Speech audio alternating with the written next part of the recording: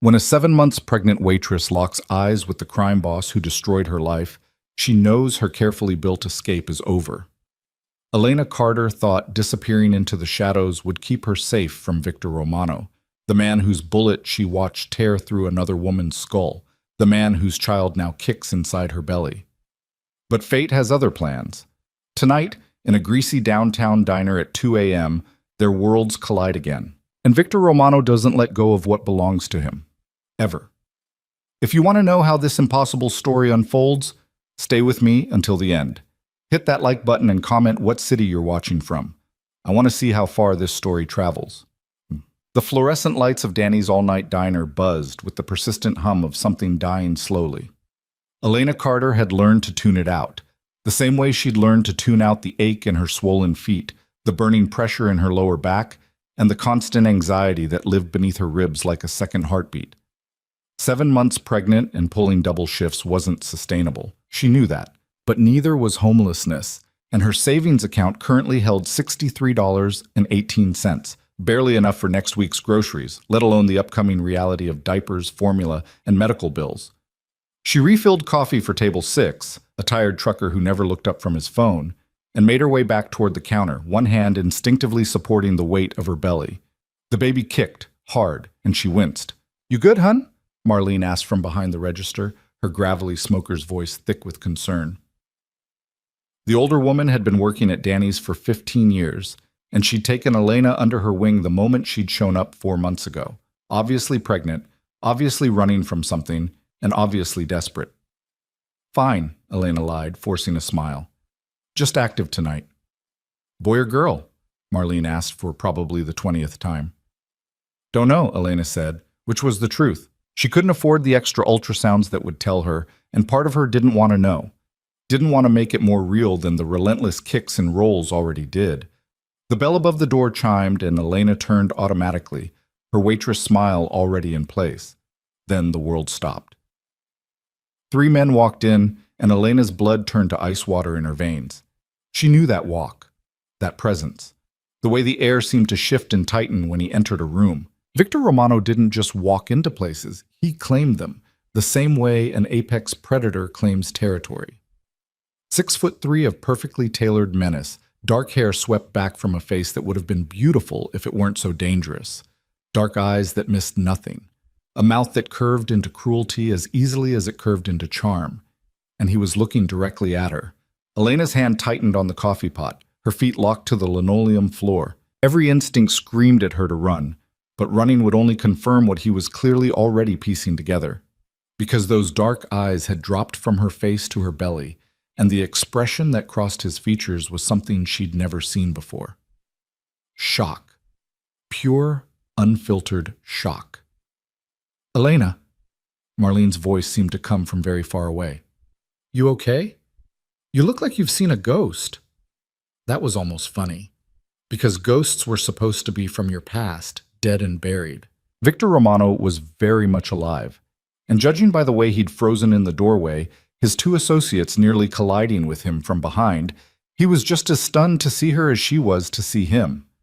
4 months ago, she'd disappeared, vanished in the middle of the night from the tiny apartment he'd kept her in, taking nothing but the clothes on her back and the bus fare she'd been secretly stashing for weeks. She'd left no note, no explanation, no forwarding address. Because how do you explain to the man you're sleeping with, the man who's shown you more tenderness than anyone in your life, that you watched him execute a woman in cold blood? How do you reconcile the Victor who'd held her at night, who'd traced her skin like she was something precious, who'd whispered in Italian against her hair, with the Victor who'd put a bullet between a crying woman's eyes without hesitation? The coffee pot slipped from her nerveless fingers. It shattered across the floor in an explosion of glass and scalding liquid. The sound seemed to break whatever spell had frozen both of them in place. "Shit, Elena! Careful!" Marlene was already moving, grabbing towels from beneath the counter. I'm sorry. Elena bent automatically to help clean up, and that's when her world tilted violently. The blood rushed from her head, black spots danced across her vision, strong hands caught her before she hit the ground. She knew those hands, knew the calluses on the palms, the careful strength in the fingers, the scent of expensive cologne and gunpowder that clung to his skin. Don't touch me. The words came out breathless, panicked. She tried to pull away, but Victor's grip was iron. You're about to faint. His voice was exactly as she remembered, low, controlled, with that slight accent that only emerged when he was emotional. Right now, she heard it clearly. When's the last time you ate? None of your business. She finally managed to wrench herself away, stumbling backward. Her shoulder blades hit the counter. Trapped. Victor didn't move closer, but his eyes, those dark, calculating eyes, cataloged everything. The faded waitress uniform with someone else's name stitched on the pocket, the exhaustion written into every line of her body, the cheap sneakers held together with duct tape, the way her hands instinctively cradled her swollen belly. How far along? His voice was deceptively calm, but Elena had spent enough time in his bed to recognize the danger underneath. This was Victor at his most controlled, which meant he was barely controlling anything at all. Marlene, can you handle the floor? Elena didn't take her eyes off Victor. Around them, the entire diner had gone silent. The two men with Victor, one she recognized as Marco, his head of security, the other was unfamiliar, flanked him like wolves waiting for a command. Sugar, you want me to call someone? Marlene's voice was sharp with concern. She'd positioned herself within arm's reach of the phone. No, it's fine. I just need... Elena's mind raced. She needed to get him out of here, away from Marlene and the other customers and anyone else who might become collateral damage when this exploded, because it was going to explode. I need to talk to him. Outside. Victor's expression didn't change, but something flickered in his eyes. After you. Not alone. Elena's voice was steady despite the terror flooding her system. Marlene, I'll be right outside. 5 minutes. Honey. 5 minutes. Elena forced herself to move, to walk past Victor toward the door. She could feel the heat of him, too close, as he turned to follow. Could feel his gaze like a physical weight on her back. The summer night air hit her like a wall of humidity. The parking lot was nearly empty. Her beat-up Honda, the trucker's rig, and now a black SUV that screamed money and danger. Victor's vehicle, undoubtedly. Elena made it 3 steps from the door before her knees buckled again. This time when Victor caught her, she didn't have the strength to pull away. He lowered them both onto the curb, keeping one arm around her shoulders, the other moving instinctively to her belly. Don't. She caught his wrist. Don't touch. The baby kicked, hard enough that Victor must have felt it through her thin uniform. His entire body went rigid. 7 months, he said. It wasn't a question. His hand stayed where it was, fingers splayed across her stomach. You disappeared 9 months ago. 8, Elena whispered. 8.5. Mine. Again, not a question, a statement of absolute fact. Elena squeezed her eyes shut. Victor, why? The single word contained multitudes of emotion, rage, betrayal, confusion, hurt. His hand tightened on her shoulder, just shy of painful. Why did you run? Why did you... His voice cracked slightly, and he stopped, visibly collecting himself. This was why she'd run. Because this version of Victor, the one who could be hurt, who could feel betrayal, who looked at her like she'd torn his heart out, was harder to reconcile with the monsters she'd seen that night than any amount of violence. I saw you. The words tumbled out before she could stop them. That night, the warehouse on 5th, I followed you because I thought, it doesn't matter what I thought. I saw you kill her. I saw you put the gun to her head while she cried and begged. And I saw you. Victor's hand left her belly, moved to her chin, forcing her to look at him. You saw me execute a traitor who'd gotten 3 of my men killed, who sold information to the Volkovs that resulted in an ambush, who knew exactly what she was doing when she made that choice. She was crying. They usually do. No apology, no justification, just flat statement of fact. Elena felt hysteria bubbling up in her chest. And you wonder why I ran? You wonder why I didn't stick around to see what you'd do when you found out I'd witnessed? You thought I'd hurt you. Victor's voice was ice. You thought I'd kill you to protect myself. I didn't know what you'd do. The words came out as a sob. I didn't know anything anymore. The man I thought I knew didn't exist. You are. I'm exactly who I've always been, Elena. Victor's thumb brushed across her cheekbone, catching the tear that had escaped. I never lied to you about what I am. Never pretended to be anything other than what I am. That was almost true.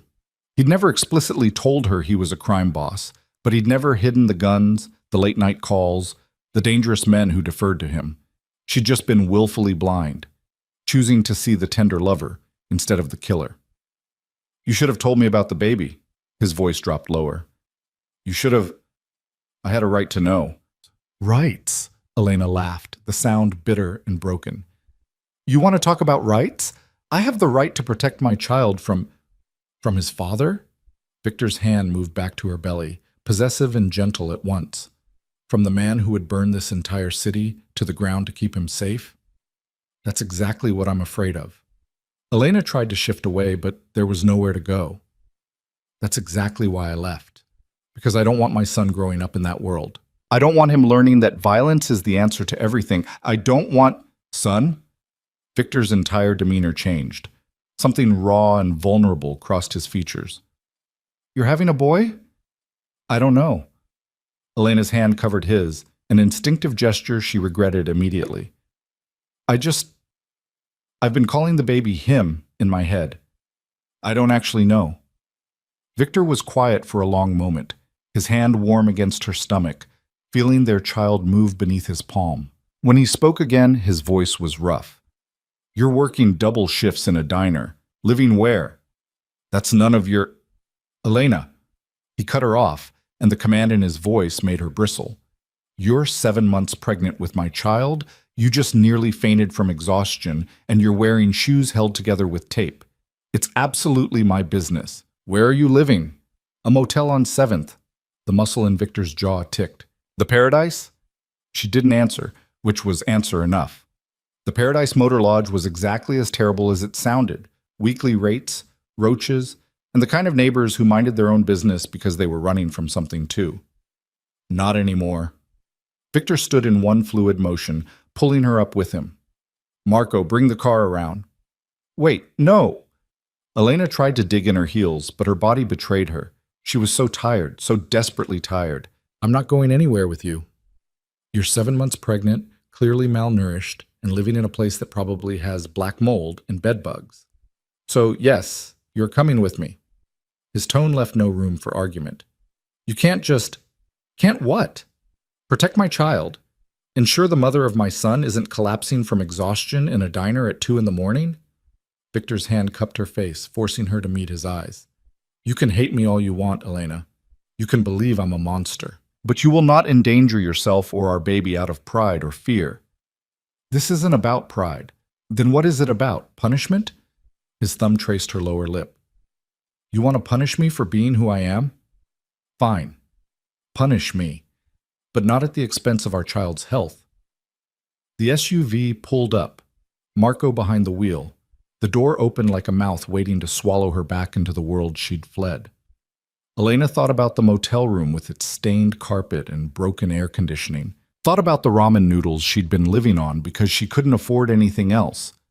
Thought about the constant fear of what would happen when the baby came and she couldn't work and the money ran out completely. Thought about the expression on Victor's face when he'd felt their son kick. I can't go back to how things were, she whispered. I can't pretend I didn't see what I saw. I'm not asking you to. Victor's hand slid from her face to the back of her neck, his fingers threading through her hair. I'm asking you to let me take care of you, both of you, until the baby comes. Then we'll figure out the rest. And if I say no? His smile was sharp and humorless.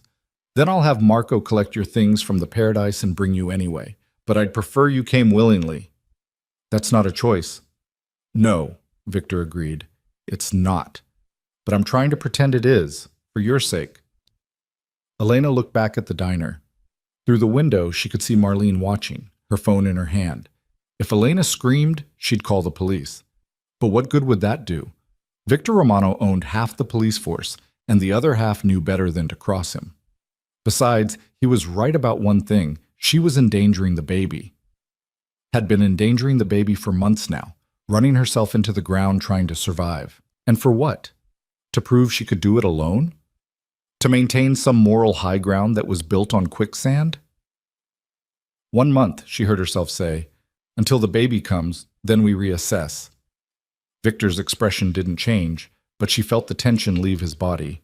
Agreed. He helped her into the SUV with a gentleness that contrasted sharply with the steel in his earlier words. The leather seat felt impossibly luxurious after months of the motel's broken-down furniture. The air conditioning worked. The car probably cost more than she'd make in 5 years of diner shifts. Your things? Victor asked, sliding in beside her. Everything I own fits in a duffel bag. The admission burned. At the motel. We'll collect it tomorrow. He pulled out his phone, already typing. You need food, real food. When did you last have a proper meal? Elena didn't answer. Couldn't remember, honestly. Meals had become an afterthought, something to squeeze in between shifts when her tips covered more than just gas money. I'll take that as too long. Victor's hand found hers in the darkness of the back seat, his fingers lacing through hers with familiar ease. Doctor's appointment tomorrow, full checkup, then we'll get you settled. I have a doctor. At the free clinic on 9th? Victor's tone made it clear what he thought of that. Not anymore. Elena wanted to argue, wanted to assert her independence, to prove she didn't need his money or his protection or the safety of his world. But the baby kicked again, and exhaustion crashed over her in waves, and she was so very tired of fighting. I still hate what you do, she whispered. I still can't accept. I know. Victor's thumb traced circles on the back of her hand. But you're here. That's enough for now. The SUV pulled away from the diner, from the fluorescent lights and grease-stained floors, and the life Elena had been barely surviving. She watched it disappear in the side mirror and tried not to think about the fact that she was heading straight back into the darkness she'd run from. Only this time, she was carrying Victor Romano's child. And that changed everything. Victor's penthouse was exactly as Elena remembered. All dark wood and leather furniture, floor-to-ceiling windows overlooking the city, and the kind of sleek, expensive emptiness that spoke of a man who spent very little time actually living in his space. Guest rooms made up, Victor said, his hand on her lower back as he guided her through the living room. Ensuite bathroom. Everything you need should be there. I remember where the guest room is. Elena pulled away from his touch, needing the distance. I lived here for 6 months. You lived in my bedroom for 6 months. Victor's correction was mild, but pointed. The guest room was just storage. Heat crept up Elena's neck. He was right. She'd spent almost every night in his bed, wrapped in his arms, listening to his heartbeat beneath her ear while he traced patterns on her skin in the darkness. The guest room was different now. The boxes and miscellaneous furniture were gone, replaced by an actual bed, a queen size with a plush mattress and what looked like Egyptian cotton sheets. There was a dresser, a nightstand, even a small sitting area by the window. I'll have Marco bring you some clothes tomorrow, Victor continued. For tonight, there should be something in the closet. Elena opened the closet door and found several sets of comfortable-looking pajamas in her size, all with tags still attached. You keep random women's clothes in your guest room? I had them delivered while we were driving. Victor leaned against the doorframe, watching her with those dark, unreadable eyes. I still have your sizes from before. Of course he did. Victor Romano forgot nothing, remembered every detail, every preference, every small piece of information that might prove useful later. It was what made him so effective at what he did, and so dangerous. There's food in the kitchen, he said. Help yourself to anything. I'll have my chef come by in the morning. You have a chef now? I have a lot of things now. Something flickered across his face. Things changed after you left. Elena wanted to ask what things, but exhaustion was pulling at her bones, making her eyes heavy. The bed looked impossibly comfortable, and she hadn't slept in anything but a lumpy motel mattress in months. Thank you, she forced herself to say, for this, for tonight. Victor pushed off the doorframe, crossing to her in 2 strides. He reached out slowly, giving her time to pull away, and when she didn't, his hand settled on her belly again. Their son kicked immediately, like he recognized his father's touch. I meant what I said. Victor's voice was low, intense. I will keep you both safe, whatever it takes. That's what I'm afraid of. Elena covered his hand with hers. Your version of whatever it takes usually involves bodies. Only when necessary. No apology, no shame. The world I live in doesn't allow for weakness, Elena. Doesn't allow for mercy. I protect what's mine, and I eliminate threats. That's how you survive. And is that the world you want for him? Elena pressed his palm harder against her stomach. Is that what you want our son to learn? Victor's jaw tightened. What I want is irrelevant. What matters is keeping him alive long enough to make his own choices. That's not an answer. It's the only answer I have right now. He leaned down, his forehead resting against hers. Ask me again in a month. After he's born, after you've seen that I can keep you both safe, then maybe I'll have a better answer. Elena closed her eyes, breathing in the scent of him, cologne and danger, and something uniquely Victor. She'd missed this, she realized with a pang. Missed the solid warmth of him, the certainty in his voice, the way he made her feel protected, even while knowing exactly how dangerous he was. 1 month, she whispered. Then I'm gone unless you can prove to me that this life won't destroy him. 1 month, Victor agreed. His lips brushed her forehead, gentle as a prayer. Sleep, Elena. Tomorrow we start figuring out the rest. He pulled away, heading for the door, and Elena felt the loss of his presence like a physical ache. Victor? He turned back, one hand on the doorframe. The woman you killed, the one I saw, did she have children? Victor's expression went cold. Why does it matter? Because I need to know. If I'm going to let you anywhere near our son, I need to know if you're capable of making a child fatherless or motherless. Silence stretched between them, heavy with unspoken history. No, Victor finally said. No children, no family that gave a damn about her. She made her choices knowing exactly what the consequences would be.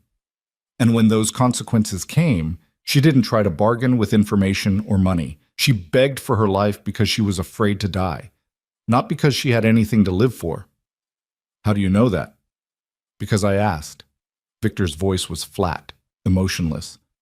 I always ask, and I always know exactly who I'm putting in the ground before I pull the trigger. Elena's hand tightened on her belly, protecting the life growing inside her from the casual way Victor discussed death. Sleep, he said again. Then he was gone, the door clicking softly shut behind him. Elena stood in the guest room in this comfortable cage and wondered if she'd just made the biggest mistake of her life, or if maybe, possibly, she'd finally made the only choice that would keep her son alive. Outside the windows, the city glittered like broken glass, beautiful and sharp and dangerous. Victor Romano's kingdom, built on blood and fear and power.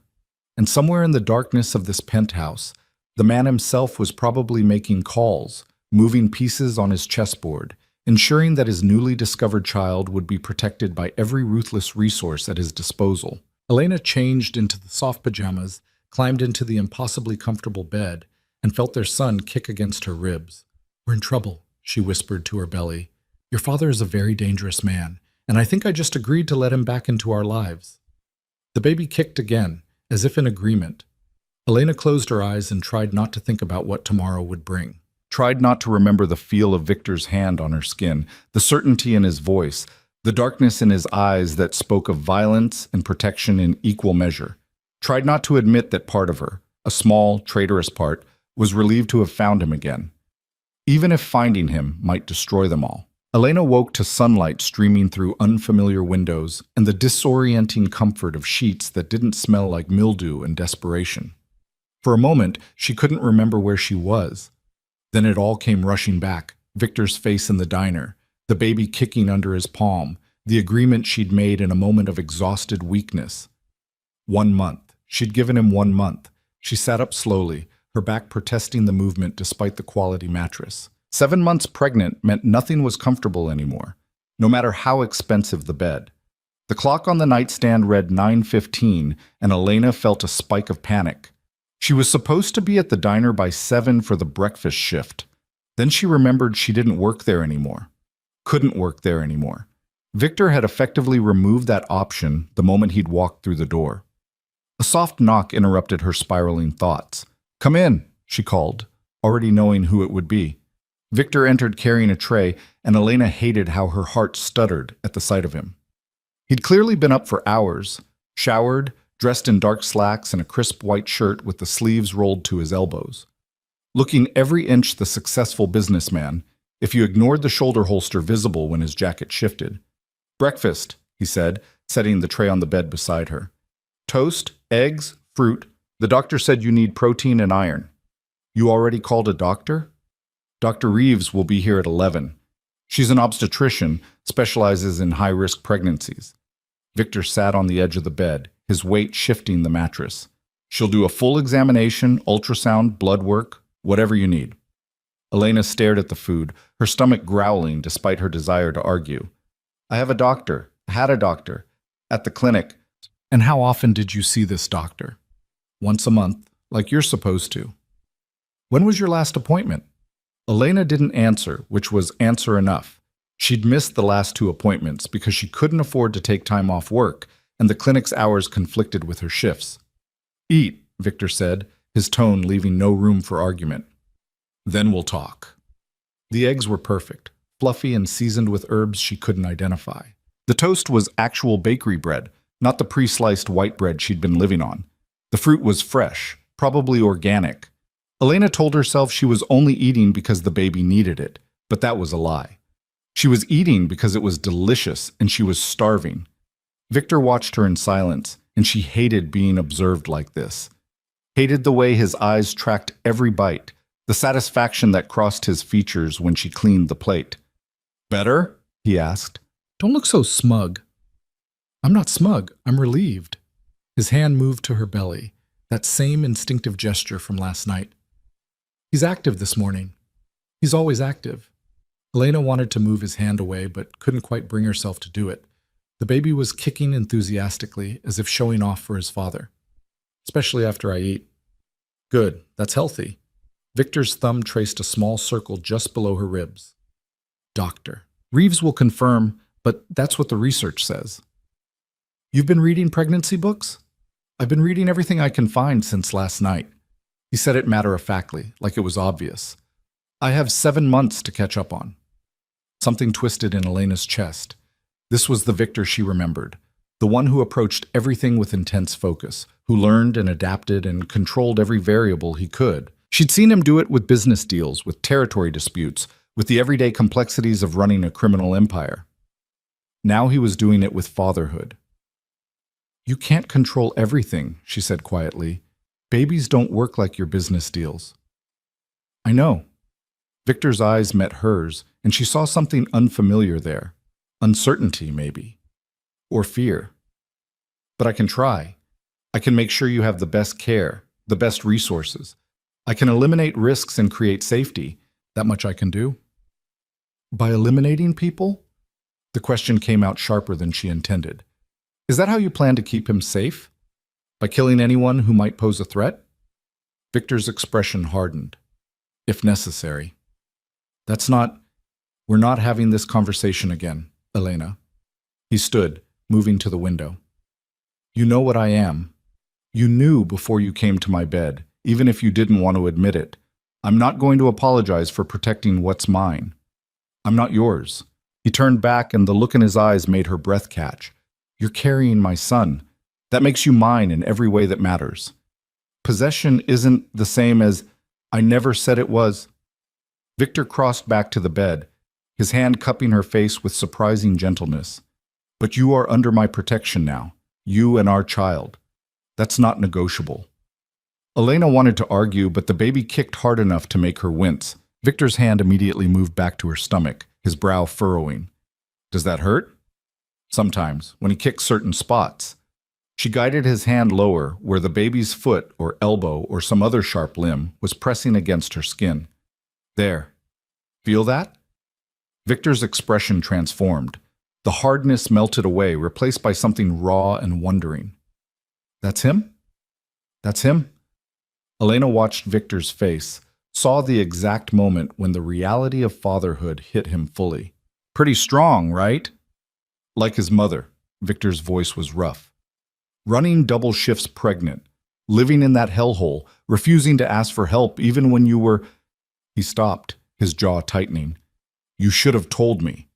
"How?" "You would have locked me up the moment you knew I'd witnessed." I would have protected you. The intensity in his voice made her flinch. I would have moved you somewhere safe, kept you away from the business, made sure you had everything you needed. Instead, you ran, and you've been suffering for months when you didn't have to. I was protecting him from your world. By working yourself to death? By living somewhere I wouldn't house my enemies? Victor's hand tightened on her belly. You were killing yourself, Elena. Another month of that, and you both would have... He didn't finish the sentence. Didn't have to. I know. The admission cost her. I know I wasn't doing great, but I didn't know what else to do. I couldn't come back here. Couldn't pretend everything was fine when I knew what you... I'm not asking you to pretend. Victor sat beside her again, his thigh pressed against hers. I'm asking you to let me take care of you, to trust that I can keep you both safe without requiring you to accept or approve of my methods. That's an impossible ask. No. It's the only ask that matters right now. His hand moved from her belly to her hair, tucking a strand behind her ear. You don't have to love me, Elena. You don't even have to like me. But you do have to let me protect my son. Before Elena could respond, her phone buzzed from the nightstand where she'd left it. She grabbed it, grateful for the interruption, then froze when she saw the screen.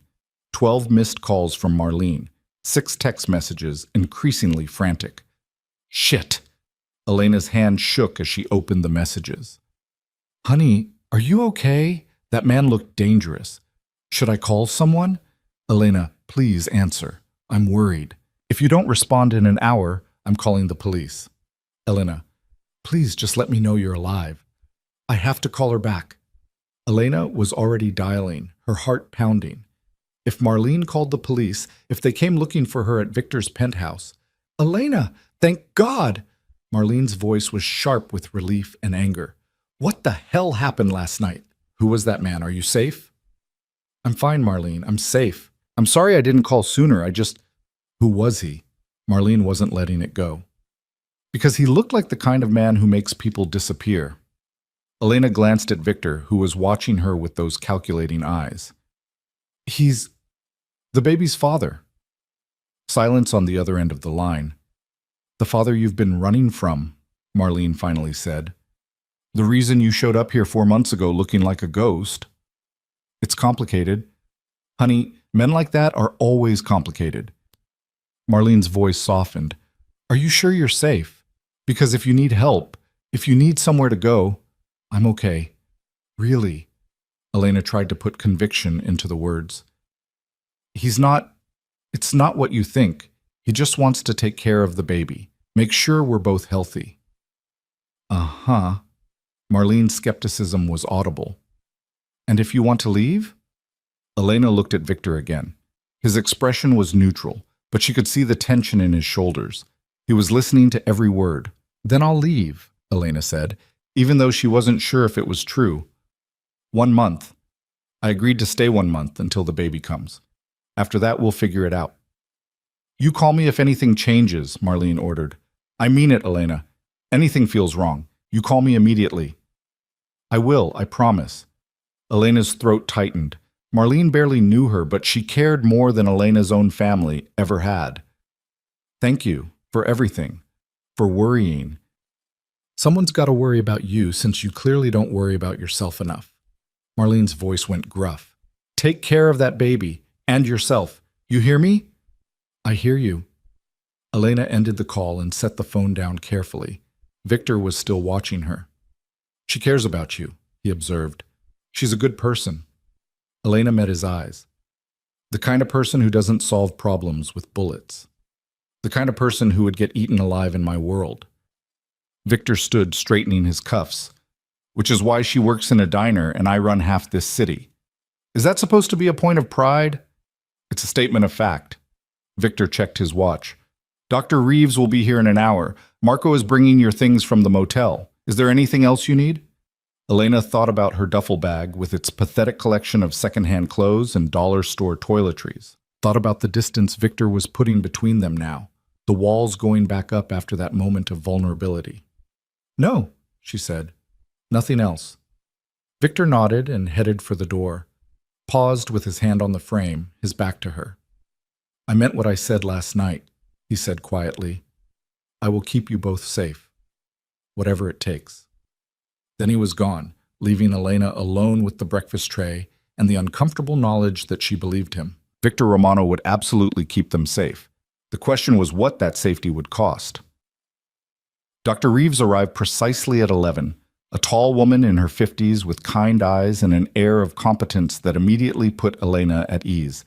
She set up her equipment in the guest room with practiced efficiency, while Victor hovered in the doorway like a nervous shadow.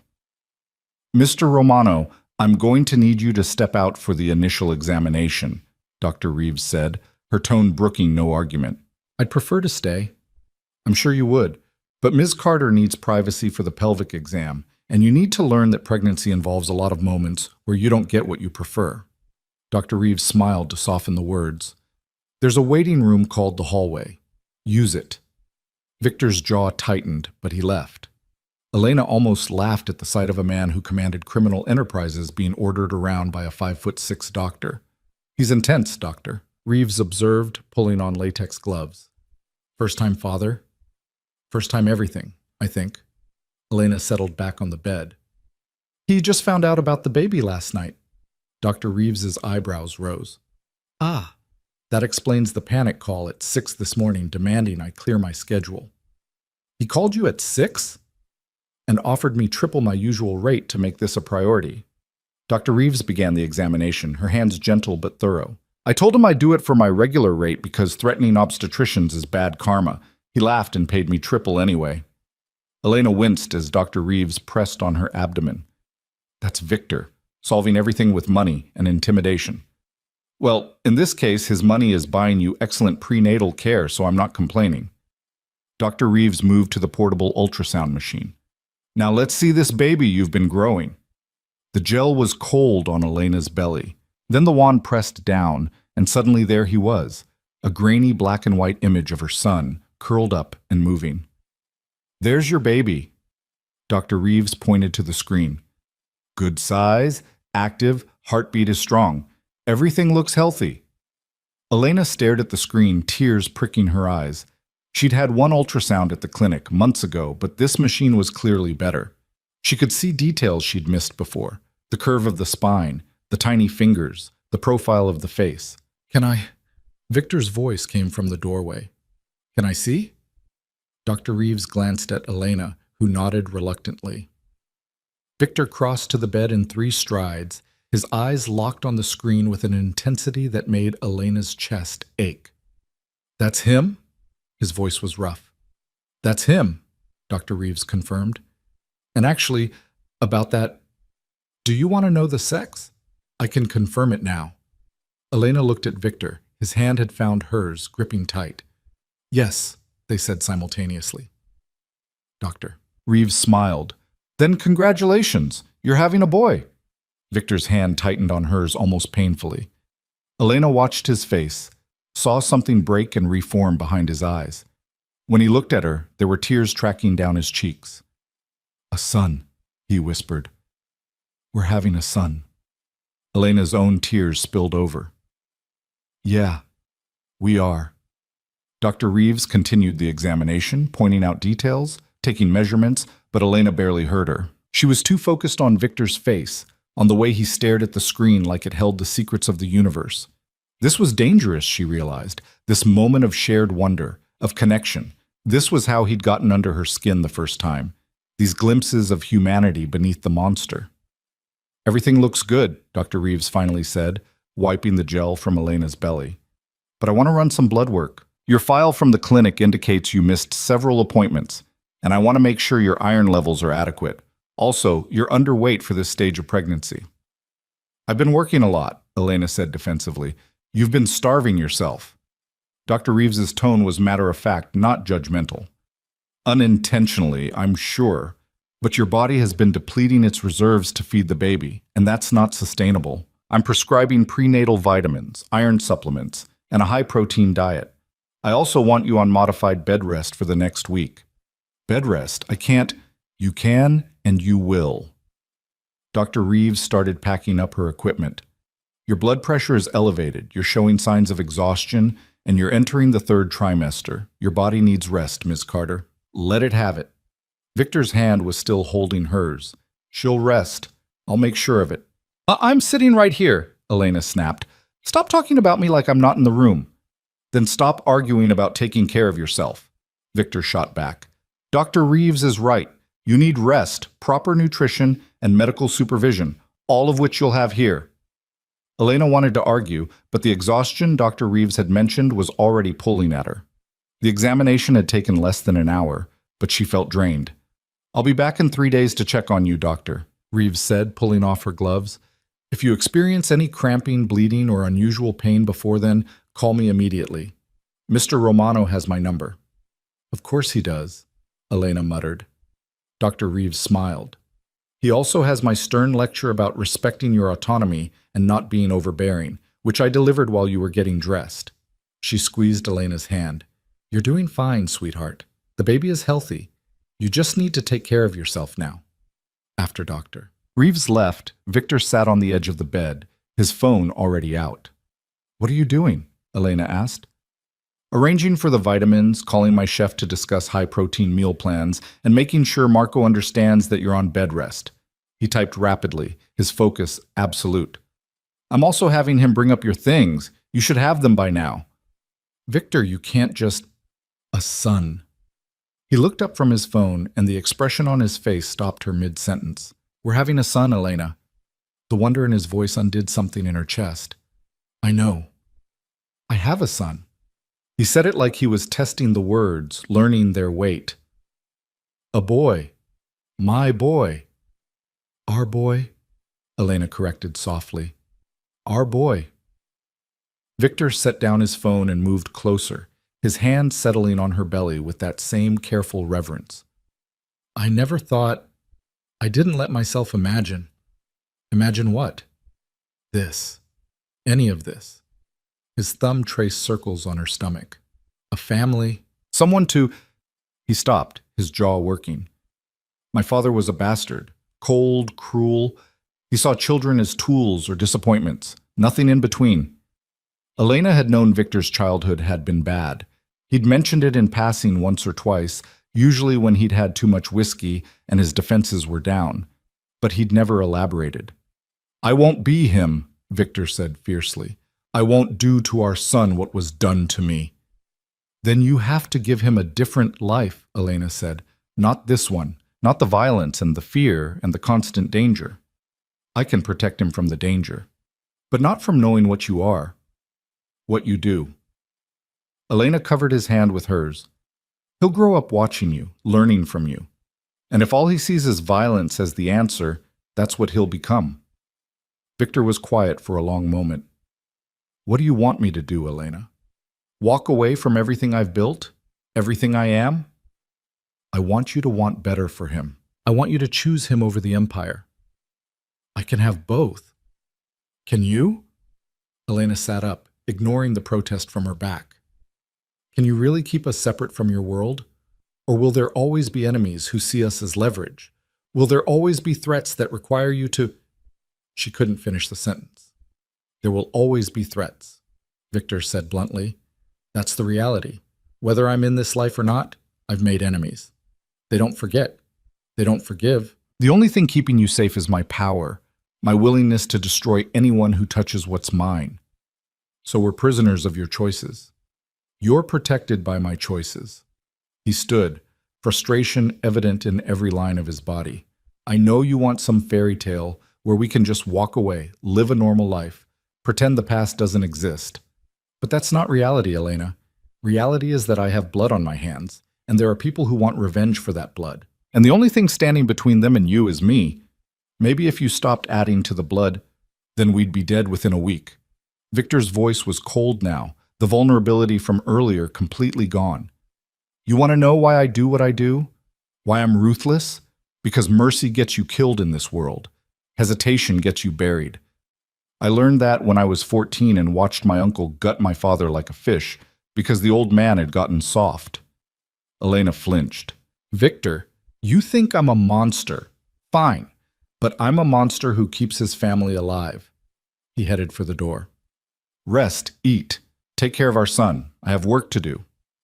Running from this conversation won't change anything, Elena called after him. Victor paused in the doorway. Neither will having it. You want me to be someone I'm not. I want you to accept who I am. We're at an impasse. So what do? We survive the next month. We bring our son into this world safely. Then we figure out the rest. He glanced back at her, and for just a moment, she saw past the walls to the man underneath. I may be a monster, Elena, but I'm a monster who loves you. That hasn't changed. Then he was gone, leaving Elena alone with the echo of words he'd never said before. Words that terrified her more than any threat ever could, because loving Victor Romano meant accepting darkness. And she wasn't sure she could do that, even for the baby growing inside her, even for the life they'd created together. The rest of the day passed in a strange limbo. Marco delivered her duffel bag, which looked even more pathetic in the luxury of Victor's penthouse. Elena unpacked her meager belongings. 3 changes of clothes, a toothbrush, a worn paperback she'd read a dozen times. Everything she owned fit in a single drawer. A chef arrived around 3, a woman named Rosa, who clucked over Elena like a worried hen and insisted on making her a protein-rich lunch despite Elena's protests that she wasn't hungry. The food was delicious, and Elena ate more than she intended. Victor didn't return. By evening, Elena was restless and worried. She wandered through the penthouse, relearning the space she'd once shared with him. His bedroom door was closed, and she didn't open it. Didn't want to see the bed they'd shared, the bathroom where he'd washed her hair, the closet where half her clothes had hung before she'd fled in the middle of the night. She found him finally on the balcony, a glass of whiskey in his hand, staring out at the city lights. "You're supposed to be resting," he said without turning around. "I'm pregnant, not an invalid." Elena leaned against the doorframe. "And you're avoiding me. I'm giving you space." "Bullshit. You're sulking because I won't fall in line like one of your soldiers." That got a reaction. Victor turned, his expression hard. "I don't sulk." "Then what do you call disappearing for 6 hours after declaring your love and walking away?" "Strategic retreat." He took a drink. "And I didn't declare anything. I stated a fact." "That you love me."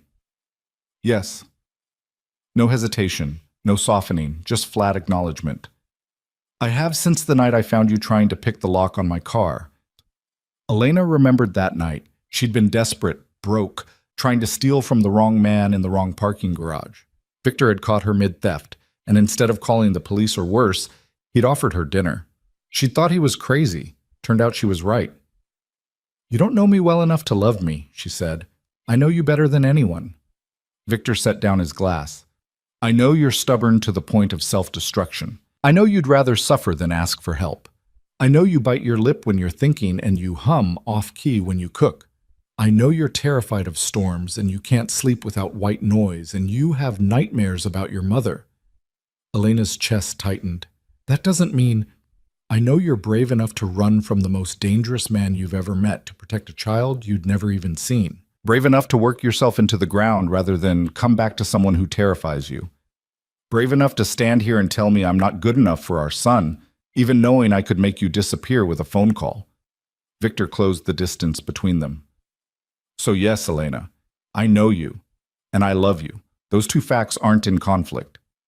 Love isn't supposed to come with threats. I'm not threatening you. I'm stating reality." His hand cupped her face. "I would never hurt you, but I am dangerous, and pretending otherwise helps no one." Elena should pull away, should maintain the distance, the boundaries. Instead, she leaned into his touch, hating herself for the weakness. "I don't know how to do this," she whispered. "I don't know how to let you in while keeping him safe from what you are." "Then we figure it out together." Victor's thumb traced her cheekbone. "You have a month to decide if you can live with what I am. I have a month to prove I can be the father our son deserves. At the end of that month, we choose. And if we choose differently..." Pain flickered across his features. "Then I'll let you go. Give you money, protection, whatever you need to raise him safely. But I won't abandon my son, Elena. I'll be part of his life, whether you're in mine or not." It wasn't the answer she wanted, but it was honest. Victor had never lied to her, even when the truth was ugly. "1 month," she agreed. "Then we choose." Victor leaned down, his forehead resting against hers. 1 month.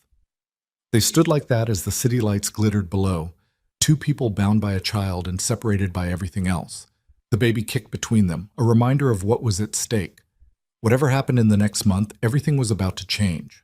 For all of them. 2 weeks passed in a strange rhythm of domesticity and tension. Elena spent her days resting as ordered, reading pregnancy books Victor had delivered by the dozen, and watching the city move below while her son grew restless inside her. Victor came and went like the tide, present for breakfast, gone during the day handling business he never discussed, returning for dinner with that careful distance between them that felt like walking on glass. Dr. Reeves visited twice more, each time pronouncing both mother and baby healthy. Elena's iron levels were improving, her blood pressure stabilizing. The bed rest was working, even if the forced inactivity made her want to climb the walls. "You're doing well," Dr. Reeves said during her third visit, packing away the ultrasound equipment after another check. "Baby's measuring right on track. How are you feeling?" "Like a prisoner in a very nice cell," Elena admitted. She was sitting on the couch in the living room now, having graduated from strict bed rest to limited activity, which Victor interpreted as, "You can move from the bedroom to the living room, but that's it." Dr. Reeves laughed. "I imagine Mr. Romano is taking the restrictions seriously. He's taking everything seriously." Elena shifted, trying to find a comfortable position. Impossible at 31 weeks. "Yesterday he had Marco follow me to the bathroom. He was making sure you didn't fall." Victor's voice came from the doorway. He'd arrived home early, still in the dark suit that meant he'd been meeting with people Elena didn't want to think about. "You were dizzy that morning." "I was dizzy once, 3 days ago." "Once is enough." Victor crossed to them, his hand automatically moving to Elena's belly. The baby kicked in response, and Victor's expression softened the way it always did when he felt his son move. "Dr. Reeves, everything looks good." "Perfect. Though I do want to discuss birth plans." Dr. Reeves pulled out her tablet. "You're entering your 32nd week, which means we need to start thinking about delivery, hospital preferences, pain management options, who you want in the room. The best hospital in the city," Victor said immediately. "Private room, best doctors available." "I was asking Elena," Dr. Reeves said mildly. Elena bit back a smile. She liked how Dr. Reeves refused to be intimidated by Victor. "St. Catherine's has a good maternity ward, and I want an epidural. Definitely an epidural." "Noted. And who do you want in the delivery room?" Elena glanced at Victor. They hadn't discussed this, hadn't really discussed anything beyond the immediate day-to-day survival of living in the same space while trying not to destroy each other. "I don't have anyone else," she said quietly. "No family, no friends who'd... It would just be him, if he wants to be there." Victor's hand tightened on her belly. "I'll be there. Even if there's business, nothing is more important than this." His voice was firm. "When you go into labor, everything else stops. I don't care what's happening, who needs me, what deal is on the table. I'll be there." Dr. Reeves made notes on her tablet. "Good. I've seen too many fathers miss their children's births because of work. Don't be one of them." She stood, gathering her equipment. "I'll see you next week. Continue the vitamins, keep resting, and call me if anything feels off." After she left, Elena and Victor sat in silence. His hand was still on her belly, feeling their son shift and kick. "You meant that," Elena finally said, "about being there." "Did you think I wouldn't?" "I don't know what to think anymore." She covered his hand with hers. 2 weeks ago you were a ghost I thought I'd never see again. Now you're planning to be in the delivery room. 2 weeks ago I didn't know I was going to be a father." Victor's thumb traced circles on her skin. "Everything changed that night, Elena. Everything. For me too." She hesitated, then added, "I've been thinking about names." Victor's attention sharpened. "What names?" "I don't know. Nothing feels right." Elena leaned back into the couch cushions. "What about you? Any family names you want to use?" Victor's expression went cold. "No, nothing for my family. Our son deserves better than to carry that legacy." "Then we pick something new, something that's just his." They sat with that for a moment, the weight of naming a person settling between them. Outside, the sun was setting, painting the city in shades of orange and red.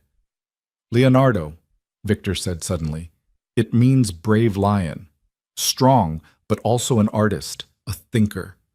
Someone who creates instead of destroys. Elena turned the name over in her mind. Leo. I like that. Leonardo Romano. Leonardo Carter Romano, Victor corrected. He should have both our names. Something warm bloomed in Elena's chest. You'd give him my name too? You're his mother. You're carrying him, growing him, sacrificing for him. He should carry your name as much as mine. Victor's hand moved to cup her face. Unless you'd rather... No, Carter Romano is perfect. Elena's eyes stung with sudden tears. Damn pregnancy hormones. Leonardo Carter Romano. Leo. Leo, Victor repeated, and the tenderness in his voice undid her completely. Elena leaned forward, closing the distance between them, and kissed him. It was supposed to be brief, just a moment of connection, but Victor's hand slid into her hair, and suddenly she was drowning in him. In the familiar taste of whiskey and mint, the solid warmth of his body, the way he kissed her like she was oxygen and he'd been suffocating. When they finally broke apart, both breathing hard, Victor's forehead rested against hers. Elena, he said, and her name sounded like a prayer. If you're not ready for this, tell me now, because I'm barely holding on here. She should pull back, should maintain the boundaries she'd been so careful to construct over the past 2 weeks, but her body was already making the decision, shifting closer, her hands sliding under his suit jacket. I'm 8 months pregnant and perpetually exhausted, she said against his mouth. But I'm also desperately tired of sleeping alone. Victor made a rough sound in his throat. Are you sure? The baby? Dr. Reeves said it's fine. Safe, even. Elena bit his lower lip gently. Unless you don't want to... Victor stood in one fluid motion, lifting Elena with him despite her size. She yelped in surprise, grabbing his shoulders. I've wanted to since the moment I saw you in that diner, he said, already moving toward his bedroom. Every night you've been here sleeping in that guest room has been torture. Then why didn't you eat? Because you needed space. Time to decide if you could trust me. He shouldered open the bedroom door. But if you're telling me that time is over, it's over, Elena confirmed. And then they were on the bed, and Victor's hands were everywhere, and she stopped thinking entirely. Later, wrapped in expensive sheets with Victor's arm around her and their son kicking contentedly between them, Elena felt something she hadn't felt in months. Safe. Not just physically safe, but emotionally, in a way that terrified her almost as much as it comforted her. This doesn't fix everything, she said into the darkness. I know. Victor's hand traced lazy patterns on her hip. But it's a start. You still haven't told me what you do all day, where you go, who you meet with. Victor was quiet for a moment. Do you really want to know? Did she? Knowing meant complicity, meant accepting her role as the crime boss's woman, the mother of his heir. But not knowing meant living in willful ignorance, and that had nearly gotten her killed once already. Yes, she said. I want to know. Victor shifted, propping himself up on one elbow to look at her. I run operations across 6 territories. Gambling, mostly.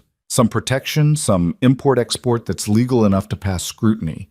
I have lieutenants who handle day-to-day, but I oversee everything. And the violence? Happens when someone challenges my authority or threatens my people. He said it matter-of-factly, like discussing the weather. I try to avoid it. Violence is expensive and draws attention, but sometimes it's necessary. Like with that woman, the one I saw you, like with her. Victor's expression hardened. She sold out 3 of my men to a rival organization. They were ambushed, tortured for information, then executed. Their families still don't know where the bodies are. Elena's hand moved protectively to her belly. And that justified killing her? It prevented it from happening again. Victor's hand covered hers. In my world, Elena, mercy is seen as weakness. If I'd let her live, if I'd shown any hesitation, it would have been open season on my people. More would have died. So you kill to prevent killing. I kill to protect my own, just like I'll kill to protect you and Leo. He said it without inflection, a simple statement of fact. That's who I am. That's what I do. Elena wanted to argue, to find the moral high ground, but exhaustion was pulling at her, And deep down, she understood the logic even if she hated it. In Victor's world, weakness was fatal. Mercy got you buried. I still don't like it, she whispered. You don't have to like it. You just have to accept that it's reality. Victor pulled her closer, his hand splaying across her belly. But I meant what I said. This life doesn't touch Leo. He grows up clean, safe, away from all of it. How? You can't just... I'm already working on it. Victor's voice was quiet but determined. Legitimizing operations, shifting things so that by the time he's old enough to ask questions, there are clean answers. It won't happen overnight, but it will happen. Elena turned to face him fully. You'd really do that? Change everything you've built? For him? Yes. Victor's hand moved to cup her face. For both of you, I'd burn it all down and start over. Elena searched his eyes in the darkness, looking for the lie. She didn't find one.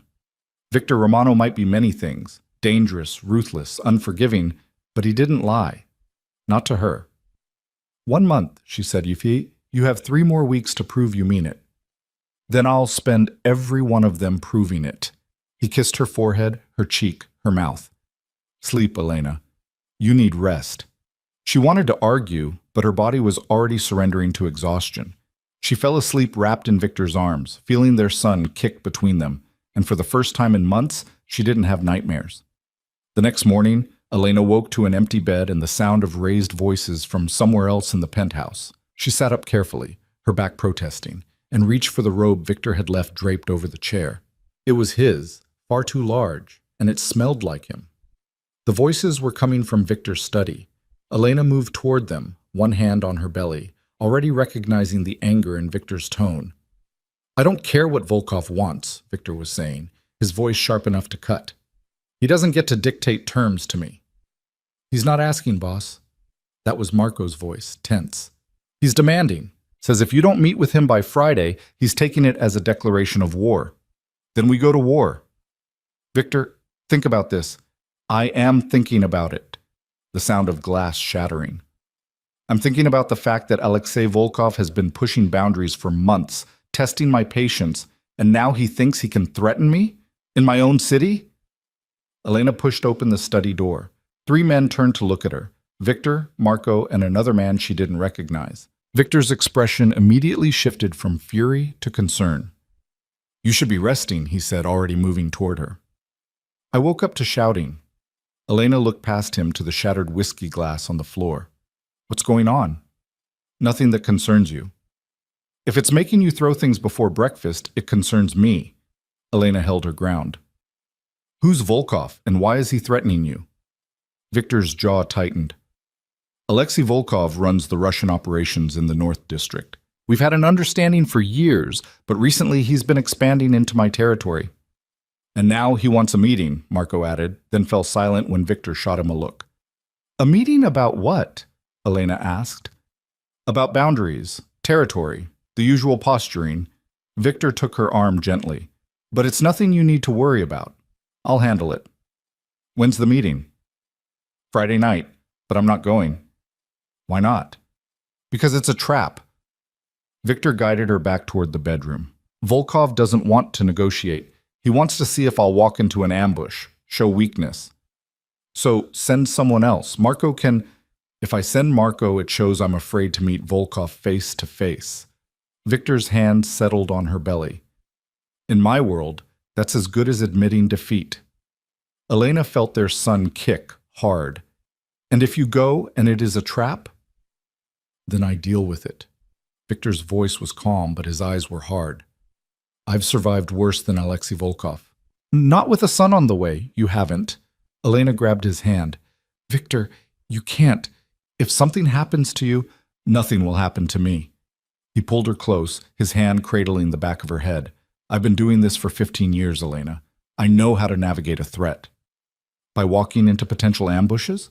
By showing I'm not afraid, that I won't be intimidated. He kissed her hair.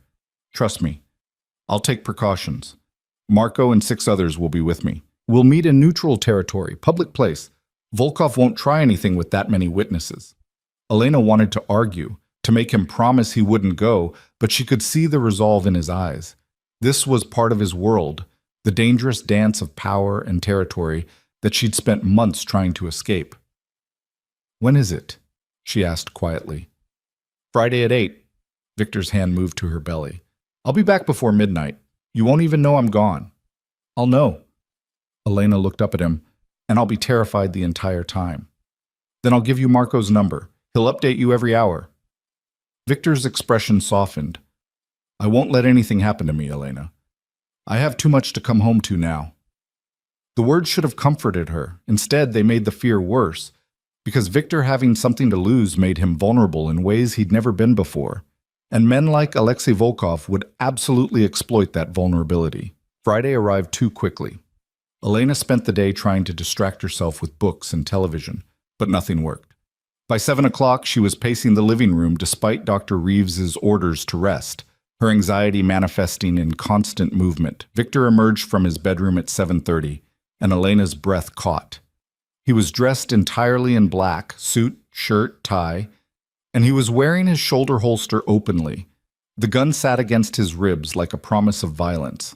"You look terrified," he observed, crossing to her. "Because I am." Elena grabbed his jacket. "Don't go, please. Just send Marco or postpone, or—" "I have to go." Victor's hand settled on her hips. "But I will come back. I promise you that." "You can't promise that.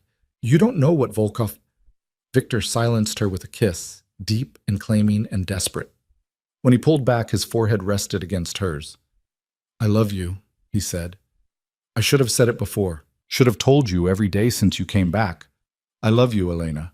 You and Leo. You're everything." Tears streamed down Elena's face. "Then stay. Choose us over this meeting." "I'm choosing you by going." Victor's hands moved to cup her face. "If I back down now, I look weak. And weak men in my position don't survive. Their families don't survive. I need Volkov to understand that I'm still dangerous, still in control. That threatening me has consequences. And if he doesn't care, then he'll learn." Victor kissed her once more, gentle this time. "Marco will call you every hour, and I'll be home before you know it." He pulled away, heading for the door, and Elena felt panic rising in her throat. This was wrong. Everything about this felt wrong. "Victor, wait." He turned back, one hand on the doorframe. "If something happens," Elena's voice broke, "if you don't come back, I'm coming back." He said it with absolute certainty. "Nothing in this world could keep me from coming back to you."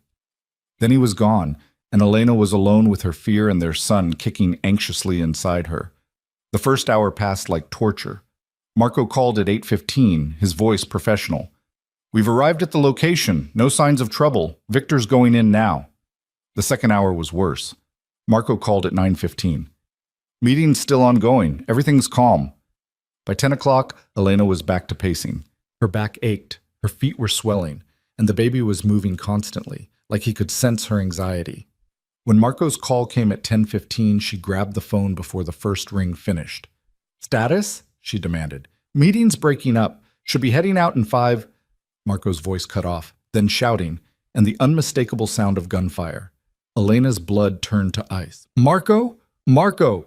The line was chaos, more shots, men yelling, the screech of tires. Then Marco's voice, tight with tension. "We're under fire. Multiple shooters. Get to the panic room. Now." "What about Victor?" "Elena, panic room. Move." The call disconnected. For a moment, Elena stood frozen. Then training she didn't remember receiving kicked in. Victor had shown her the panic room during her first week back. A reinforced space behind a hidden door in his bedroom, stocked with supplies and a separate phone line. She was halfway to the bedroom when pain exploded across her abdomen. It felt like someone had wrapped a belt around her belly and was tightening it harder and harder. Elena gasped, doubling over, one hand braced against the wall. Braxton Hicks, she told herself, just practice contractions. Dr. Reeves had warned her about these, but when the pain didn't ease after 30 seconds, when it kept building until she couldn't breathe, Elena knew this wasn't practice. She was in labor. "No," she whispered. "No, no, not now. Please not now." But her body wasn't listening. Another contraction hit, stronger than the first, and Elena's knees buckled. She caught herself on the hallway table, breathing through the pain the way the pregnancy books had described. When it passed, she fumbled for her phone, dialed Dr. Reeves with shaking hands. Elena? What's wrong? The doctor's voice was sharp with concern. Contractions, Elena managed. Strong ones, 5 minutes apart. How long has this been happening? Just started, but they're intense. Something's wrong. Another wave of pain hit, and Elena bit back a scream. I'm calling an ambulance. Where's Mr. Romano? He's... Gunfire. Marco's panicked voice. Victor in danger. He's not here. But I can't... Dr. Reeves, I can't get to the panic room. I can't... Forget the panic room. Can you get to the front door? Elena looked down the hallway. It felt like miles. But she forced herself to move, one hand on her belly, the other bracing against the wall. I'm trying, she gasped. Ambulance is en route. Stay on the line with me. Breathe through the contractions. You're doing great. Another contraction hit, and this time Elena did scream. Something was definitely wrong. The pain was too intense, too fast. Labor wasn't supposed to escalate this quickly. She made it to the living room before her water broke in a gush that soaked through her clothes. Elena looked down and her heart stopped. There was blood. Too much blood. Dr. Reeves, she whispered. I'm bleeding. The doctor's calm demeanor cracked. How much? A lot. There's so much. Elena's vision was graying at the edges. Shock, maybe, or blood loss. Something's wrong with the baby. Elena, listen to me. You need to lie down, right now. Elevate your feet. The ambulance will be there in 3 minutes. But Elena couldn't move, couldn't do anything but stare at the blood pooling beneath her and think about Victor, about whether he was alive or dead, about whether their son would be born into a world where his father was already gone, about whether she'd survive long enough to find out. The world tilted. Elena felt herself falling, felt the impact as her body hit the floor, felt another contraction tear through her with vicious intensity. Then darkness rushed in, and she knew nothing at all. Elena woke to the smell of antiseptic and the steady beep of monitors. Everything hurt. Her abdomen, her back, her head. She tried to move and immediately regretted it as pain lanced through her body. Don't. A familiar voice, rough and strained. Don't move. You're safe. Elena's eyes focused slowly. Victor sat in a chair beside her hospital bed. And he looked like he'd been through hell. His shirt was torn and blood-stained, his face bruised, a bandage wrapped around his left forearm. But he was alive, breathing. Here. You came back, she whispered. Of course I came back. His hand found hers, gripping tight. I told you nothing could keep me away. Elena's free hand moved to her belly and found it dramatically smaller, flatter, empty. Panic exploded through her chest. The baby. Where's the baby? Where's Leo? He's alive. Victor's voice cracked. He's in the NICU. Born at 32 weeks, 3 pounds, 8 ounces. I want to see him. You will, soon. The doctors need to make sure you're stable first. Victor's thumb traced circles on the back of her hand. You lost a lot of blood, Elena. You had a placental abruption. If the ambulance had been 5 minutes later... He couldn't finish the sentence. Elena watched a man who'd killed without hesitation struggle to say the words that terrified him most. But I'm here, she said. We're both here. Barely. Victor stood, pacing to the window. I should have been there. Should have canceled the meeting, stayed home, been with you when... What happened at the meeting? Victor's expression went dark. Exactly what I expected. Volkov tried to have us ambushed in the parking garage. 6 shooters, 2 cars blocking our exit. He wanted to send a message.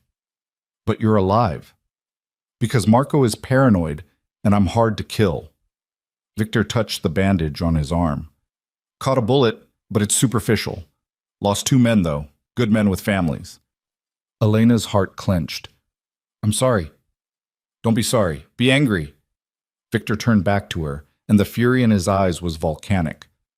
Volkov crossed a line. He knew about the baby. Must have had someone watching the penthouse. He timed the ambush specifically so I'd be away from you, so you'd be vulnerable.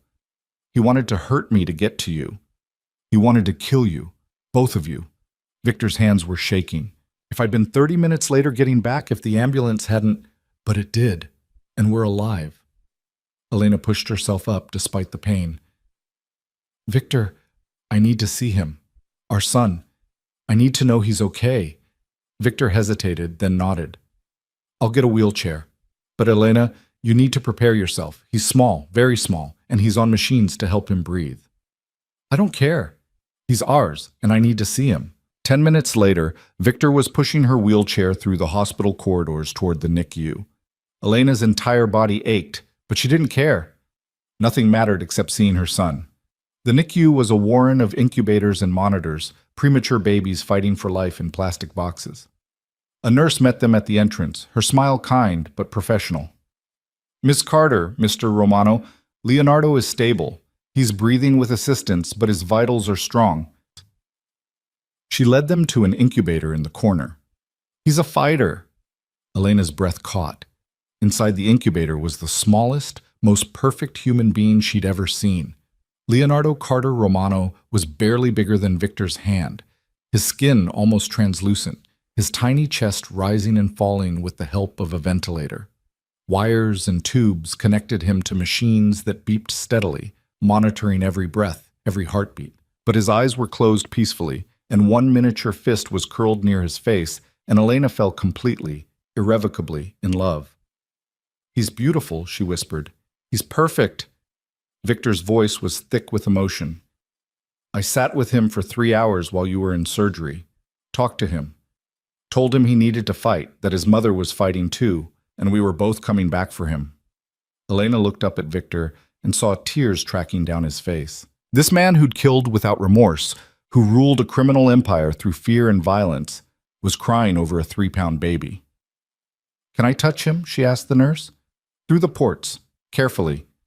The nurse opened the small circular openings in the incubator. Skin contact is good for preemies. It helps them regulate their temperature and heart rate. Elena reached through with trembling hands, her fingers stroking Leo's impossibly small arm. His skin was warm, soft as silk. He shifted slightly at her touch, and Elena's heart nearly burst. Hi, baby, she whispered. It's me. It's Mama. I'm so sorry I couldn't keep you safe longer. So sorry you had to come out early. He doesn't blame you. Victor's hand covered hers through the port. And neither do I. This was Volkov's doing. All of it. The rage in his voice made Elena look up. What are you going to do? What I should have done months ago. Victor's expression was carved from stone. Eliminate the threat permanently. You're going to kill him. I'm going to destroy him. His organization, his territory, everyone who stood with him. Victor's hand tightened on hers. He came after my family. There are no rules anymore. No boundaries. Elena wanted to argue, to tell him violence would only breed more violence. But looking at their son, so small, so fragile, fighting for every breath because someone had tried to kill them, she couldn't find the words. I won't let him hurt you again, Victor continued, his voice low and deadly. Either of you. Whatever it takes. Whatever I have to burn down. The nurse cleared her throat diplomatically. Ms. Carter, you should rest. You can come back in a few hours, but your body needs recovery time. Elena didn't want to leave. Wanted to stay beside Leo's incubator forever, making sure he kept breathing. But exhaustion was pulling at her, and the pain medication was wearing off. I'll stay with him, Victor said. I won't leave him alone, I promise. Elena looked between her son and the man she loved, these two people who'd become her entire world. You promise you'll call me if anything changes? The second anything changes. Victor kissed her forehead. Rest. Get strong. Leo needs his mother healthy. Back in her room, Elena slept fitfully, waking every hour to check her phone for updates from Victor. Each time, the message was the same. Leo was stable, breathing well, no complications. Each time, Elena cried from relief and fear in equal measure. Dr. Reeves visited the next morning, her expression serious but not unkind. You're lucky to be alive, she said bluntly, checking Elena's vitals. Placental abruption at 32 weeks, combined with the stress you were under, your body just couldn't sustain the pregnancy anymore. Will I be able to have more children? The question slipped out before Elena could stop it. Dr. Reeves smiled. Yes. With proper monitoring and care, there's no reason you can't have healthy pregnancies in the future, But let's focus on getting you recovered and getting Leonardo strong enough to go home first. How long will he have to stay here? Hard to say. Premature babies are unpredictable. If he continues progressing well, maybe 4 to 6 weeks. But it could be longer if complications develop. Dr. Reeves squeezed Elena's hand. Try not to worry. He's in excellent hands. After Dr. Reeves left, Elena forced herself out of bed despite the pain. She needed to see Leo again, needed to confirm he was still breathing, still fighting. She found Victor exactly where she'd left him, sitting beside Leo's incubator, one hand through the port resting on their son's chest. He looked like he hadn't moved in hours. Probably hadn't. You should sleep, Elena said, settling into the chair beside him. I'll sleep when this is over. Victor's voice was hoarse from disuse. When Volkov is dead, and my family is safe. Victor, you can't. I can, and I will. He finally looked at her, and the exhaustion in his eyes was staggering. I've already set it in motion. Marco is coordinating with our people. By tomorrow night, Alexei Volkov won't exist anymore. And then what? Someone else takes his place and comes after us for revenge? No one will come after us. Victor's voice was flat, emotionless. Because I'm making an example. Anyone who threatens my family will face the same fate, complete and total destruction. Elena looked at their son, so small and helpless. Is this the world you want him to grow up in? One where his father solves problems with mass murder? I want him to grow up in a world where he's safe. Victor stood pacing the small space. Where he can sleep without fear. Where his mother doesn't go into premature labor from stress because someone is trying to kill her. That's not... It is exactly what happened. Victor's hands were shaking again. You went into labor because you were terrified. Because I went to that meeting and left you vulnerable. Because Volkov saw an opportunity and took it. You couldn't have known. I should have known. The words exploded out of him. I should have anticipated. Should have protected you better. Should have... His voice cracked. You almost died, Elena.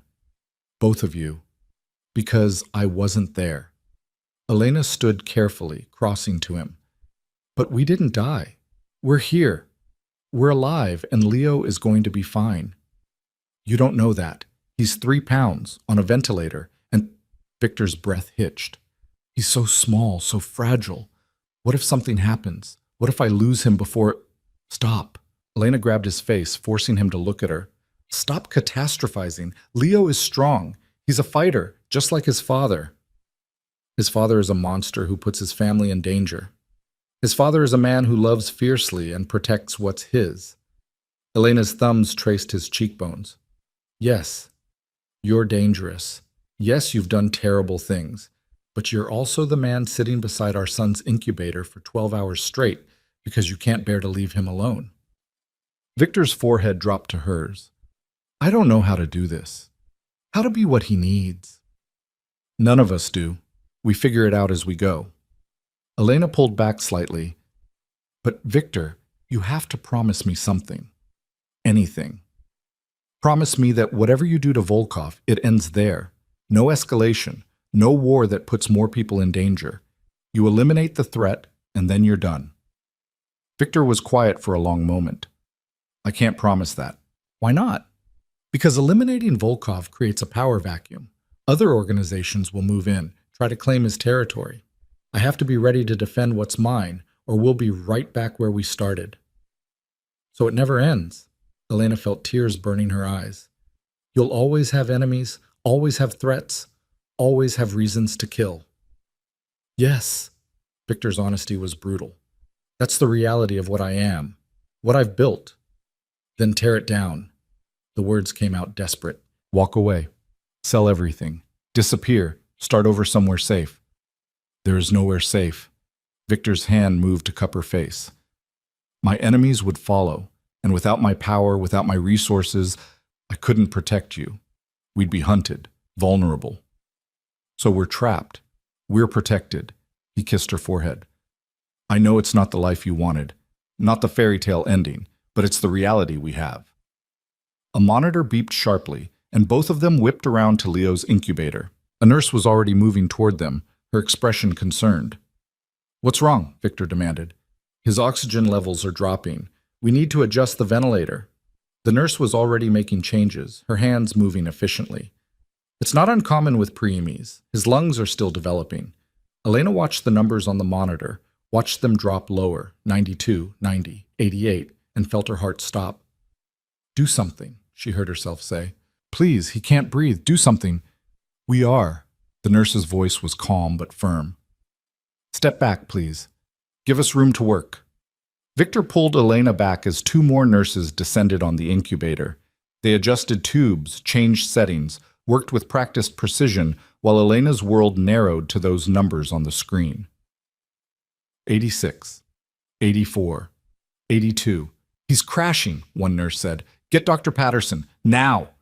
Elena's knees gave out. Victor caught her, holding her upright, but she could feel him shaking too, could feel the terror radiating off him in waves. He'll be okay, Victor whispered, and Elena didn't know if he was reassuring her or himself.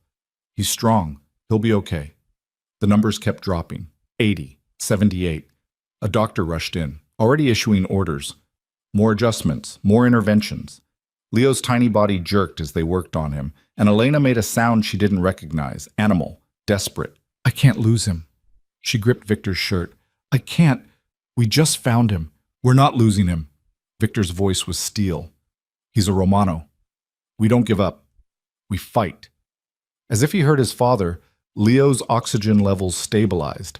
Slowly, agonizingly, the numbers began to climb. 80, 84, 88. There we go, the doctor murmured. That's it. Come on, little fighter. 90, 92, 95. The tension in the room eased fractionally. The doctor made a few more adjustments, then stepped back. He's stable. We'll monitor him closely, but the crisis has passed. He looked at Elena and Victor. This is normal with premature infants. Their systems are still developing. There will be ups and downs. How many downs? Elena asked, her voice breaking. Impossible to say. Every baby is different. The doctor's expression was kind, but he responded well to intervention. That's a good sign. After the medical team dispersed, Elena and Victor stood beside the incubator in silence. Leo slept peacefully, unaware of how close he'd come to disaster, unaware that his parents were falling apart beside him. I can't do this, Elena whispered. I can't watch him struggle like this. Can't see him fight for every breath. Yes, you can. Victor's arm came around her shoulders. Because he needs you. We both do. I'm not strong enough. You are. Victor turned her to face him. You survived months alone, pregnant and afraid. You survived a placental abruption and emergency surgery. You're the strongest person I know, Elena. Don't tell me you can't do this. Elena looked up at him, this dangerous man who'd become her anchor. What if we lose him anyway? What if all this fighting isn't enough? Then we'll survive that too, together. Victor's hand moved to cup her face. But we're not going to lose him. I won't allow it. You can't control everything. Watch me. The intensity in his voice was almost frightening. I've built an empire through sheer will and refusal to accept defeat. I'm not about to start accepting it now. Despite everything, Elena felt a small smile tug at her lips. You're insane. Probably. Victor kissed her, gentle and claiming at once. But I'm your insane, and I'm his, and that means something. They stood together beside their son's incubator, two broken people holding each other up, while the smallest person in the world fought battles they couldn't fight for him. And in that moment, Elena understood something fundamental. This was their life now, the danger, the fear, the constant threat, but also the fierce love, the unbreakable bond, the family they'd created against all odds. She didn't have to like it, but she had to accept it, because the alternative was losing them both. And that was simply not an option. Over the next week, Elena and Victor fell into a routine. She would spend mornings in the NICU, talking to Leo, touching him through the incubator ports, reading to him from the baby books Victor had bought by the dozen.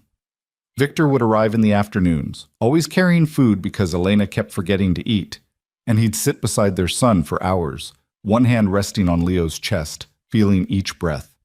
Nights were the hardest. Neither of them could sleep at the hospital, but neither could bear to leave. They'd take turns dozing in the uncomfortable chairs, jolting awake at every alarm, every beep of the monitors.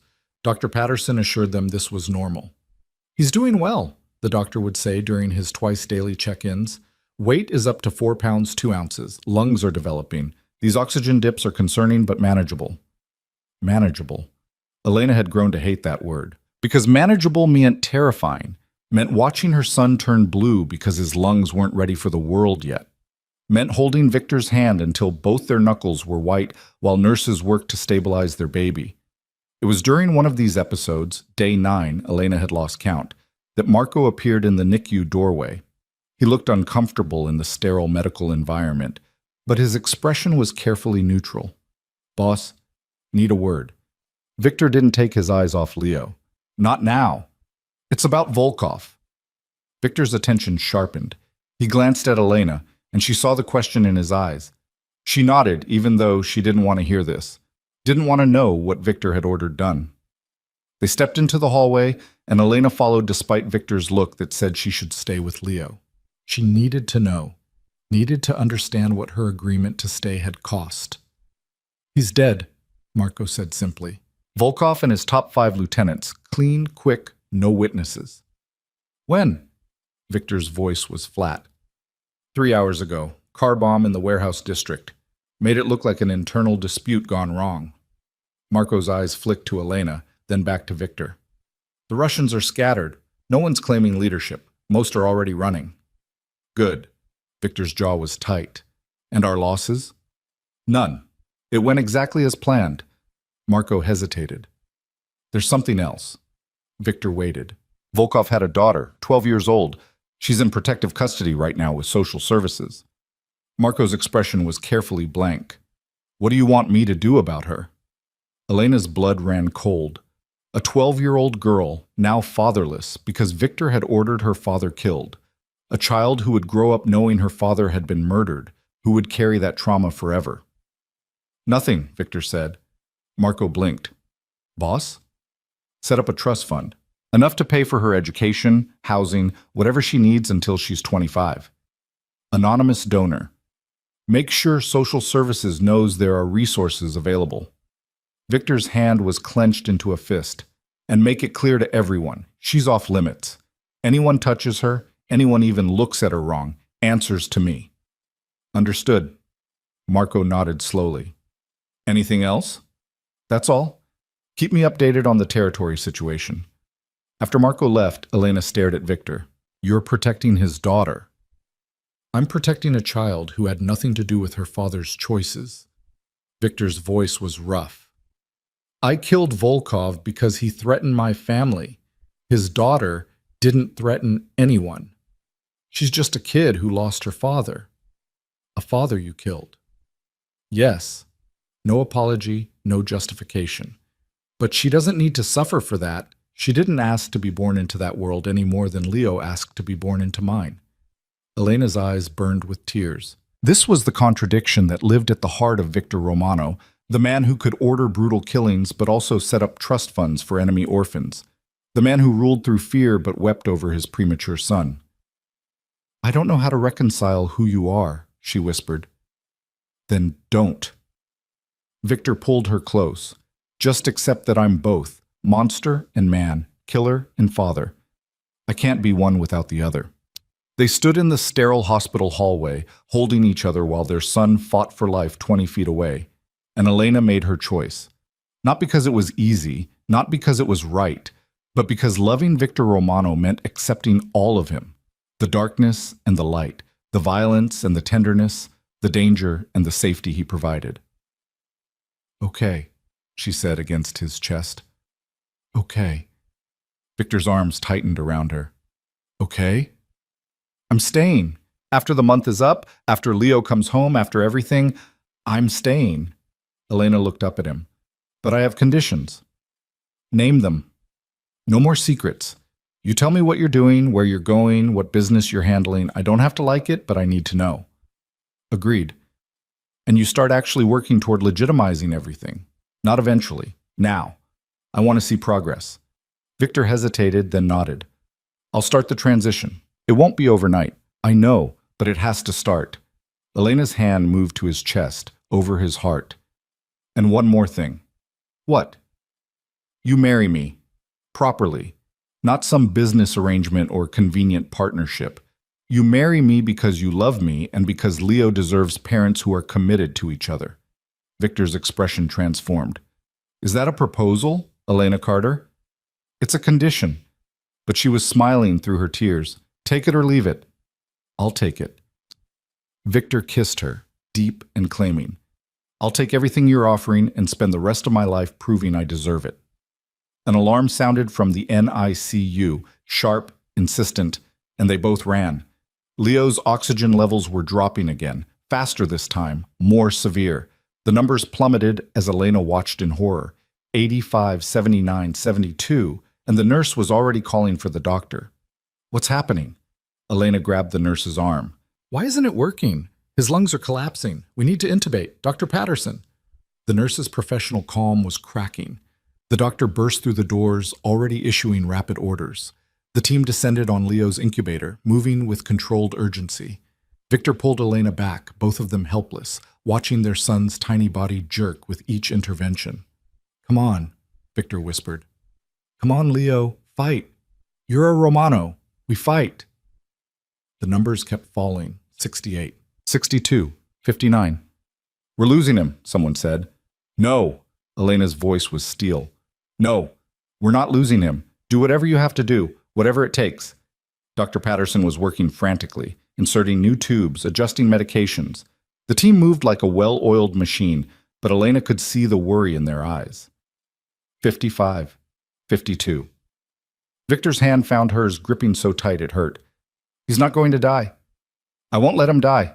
You can't control this, Elena said, but she was squeezing his hand just as hard. You can't. Watch me. And Victor started talking, his voice low and intense, directed at the incubator. Leo, Leonardo Carter Romano, this is your father. You don't give up, you hear me? Romanos don't give up. We fight. We survive. Whatever it takes. 50. 48. Come on, baby, Elena joined in, her voice breaking. Please, please fight. We're here, we're both here, and we need you, please. The monitors screamed. The team worked frantically, and for one endless, horrifying moment, Elena thought they'd lost him. Then the numbers ticked up, just barely. 49. I've got it, Dr. Patterson said. There. Come on. 52, 55, 60. The tension in the room shifted fractionally. The numbers continued climbing. 65, 70, 75. He's stabilizing, a nurse said, and the relief in her voice was palpable. 80, 85, 90. Elena's legs gave out. Victor caught her, lowering them both to the floor, and they sat there while their son's numbers finally, blessedly, returned to normal. That was too close, Dr. Patterson said quietly. Another 30 seconds and we would have... He stopped himself. But we didn't. He's stable now. Why does this keep happening? Victor demanded. What's wrong with his lungs? They're underdeveloped. He was born 8 weeks early. His body simply isn't ready yet. Doctor. Patterson crouched beside them. I know this is terrifying, but each day he survives, his chances improve. His lungs get stronger. He gets stronger. How long? Elena's voice was hoarse from screaming. How long until he's out of danger? There's no specific timeline, but if he can make it to 36 weeks gestational age, about 4 more weeks, his chances improve dramatically. 4 more weeks of this. 4 more weeks of watching their son fight for every breath. 4 more weeks of terror and helplessness. We can do 4 weeks, Victor said, and Elena realized he was trying to convince himself as much as her. We can survive anything for 4 weeks. Elena looked at their son, so small, so fragile, so impossibly brave, and knew Victor was right. They could survive this. They had to, because Leo was worth it. Worth the fear, the pain, the constant edge of disaster. He was worth everything. The 4 weeks that followed were both the longest and shortest of Elena's life. Each day stretched into eternity as she and Victor maintained their vigil beside Leo's incubator, watching every breath, celebrating every ounce gained, weathering every crisis. But looking back, Those weeks also seemed to pass in a blur of exhaustion and adrenaline, punctuated by small victories that felt monumental. On day 15, Leo opened his eyes for the first time and seemed to focus on Elena's face through the incubator wall. She sobbed so hard that Victor had to hold her upright. On day 21, his oxygen levels remained stable for 48 consecutive hours, and Dr. Patterson cautiously upgraded his prognosis from critical to serious. On day 26, they were allowed to hold him for the first time, skin-to-skin contact that the nurses called kangaroo care. Elena cradled all 4 pounds and 7 ounces of her son against her chest, while Victor sat beside them, one hand on Leo's back, and none of them spoke because there were no words for that kind of perfection. By day 33, Leo was breathing on his own for hours at a time, and the medical team started discussing discharge plans. Not immediately, he still needed to reach 5 pounds, still needed to regulate his own body temperature, still needed to feed consistently from a bottle. But the word home entered the conversation, and Elena let herself believe it might actually happen.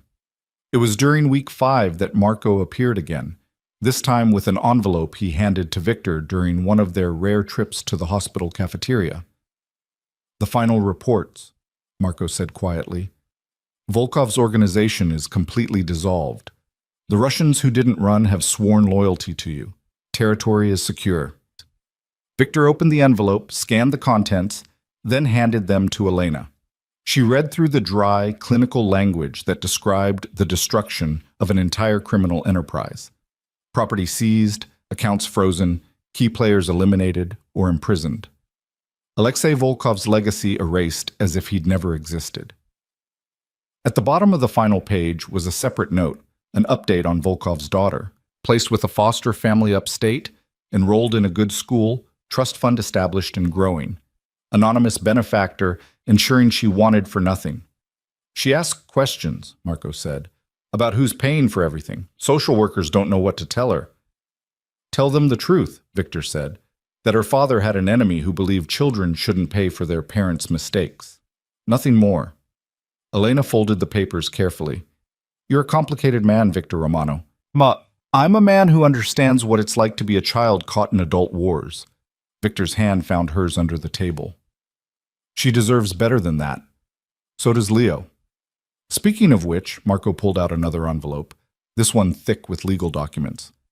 The lawyer finished the paperwork. "The businesses you wanted legitimized are being restructured. The casino is selling to a consortium from Vegas, all legal, all clean. The import business is transitioning to fully licensed operations. The protection rackets are being phased out over the next 6 months." Elena's eyes widened. "You're actually doing it. You're really walking away." "Not walking away," Victor corrected. "Transitioning. I'll still have power, still have resources, but in 5 years, maybe less, everything I control will be legal, legitimate, something Leo can inherit without shame." "Boss, you know this means taking a significant financial hit," Marco warned.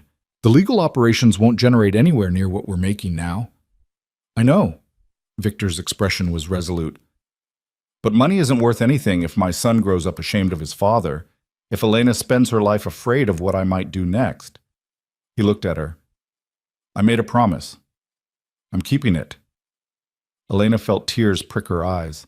Again. Everything made her cry these days, exhaustion and stress and overwhelming love all tangled together. "Thank you. Don't thank me yet. It's going to take time, and there will be complications." Victor's thumb traced circles on her hand. "But I'm committed. For both of you." Marco cleared his throat. "There's one more thing. The wedding planner called. She needs decisions on flowers and catering." Elena blinked. "Wedding planner?"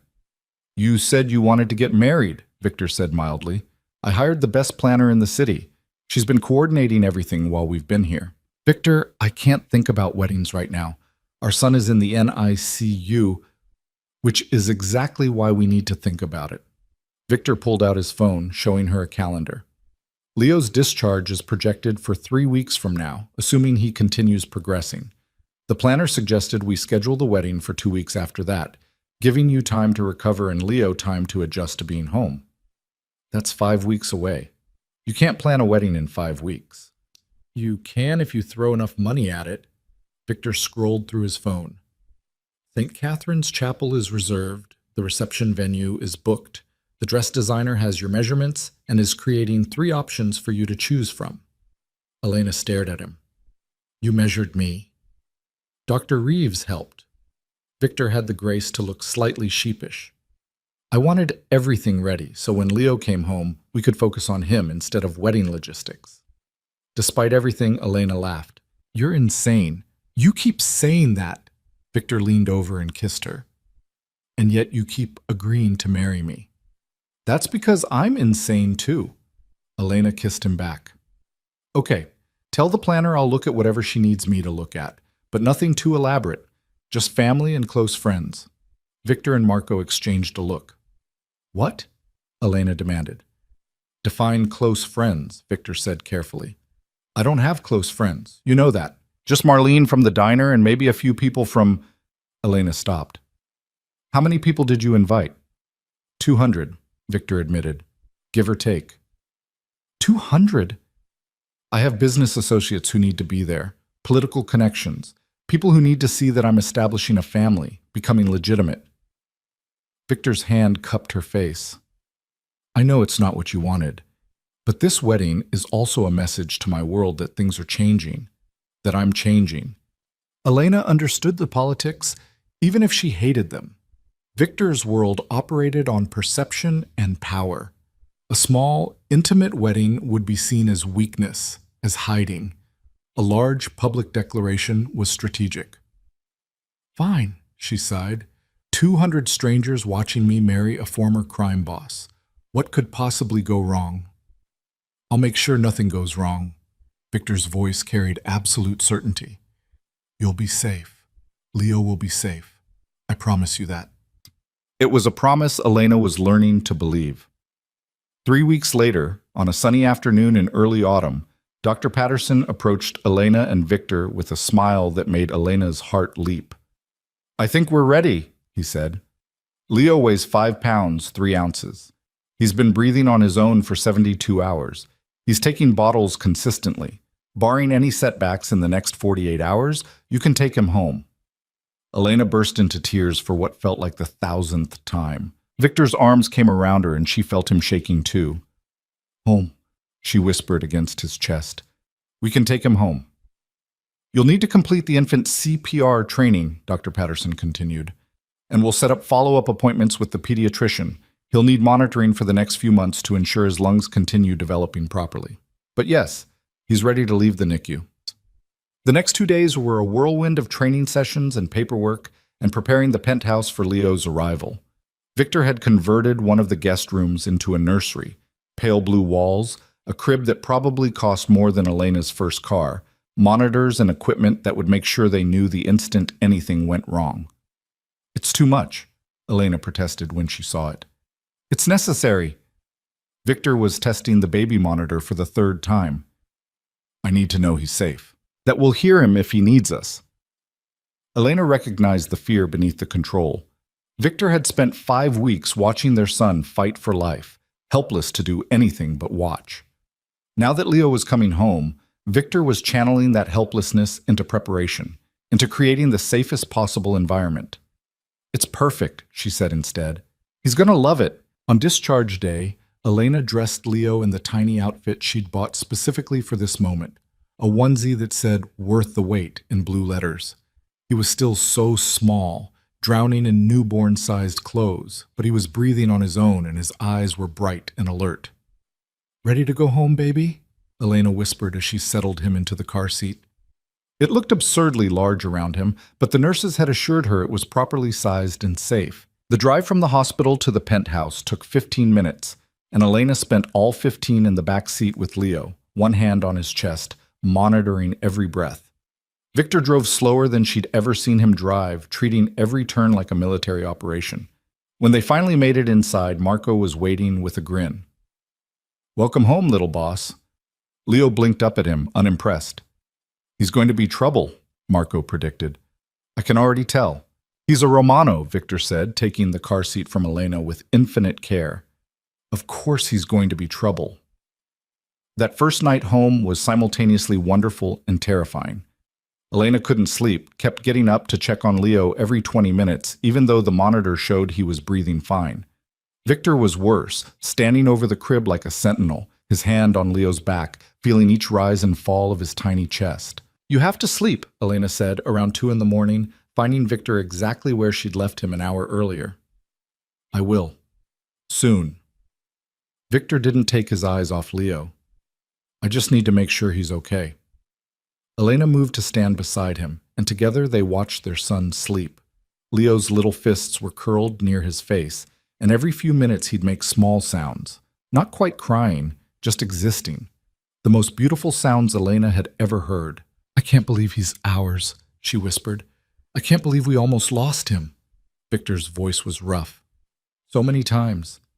If you'd been 5 minutes later getting to the hospital, if the doctors hadn't stabilized him during that first crisis, if any one of 100 things had gone differently, but they didn't." Elena took his hand.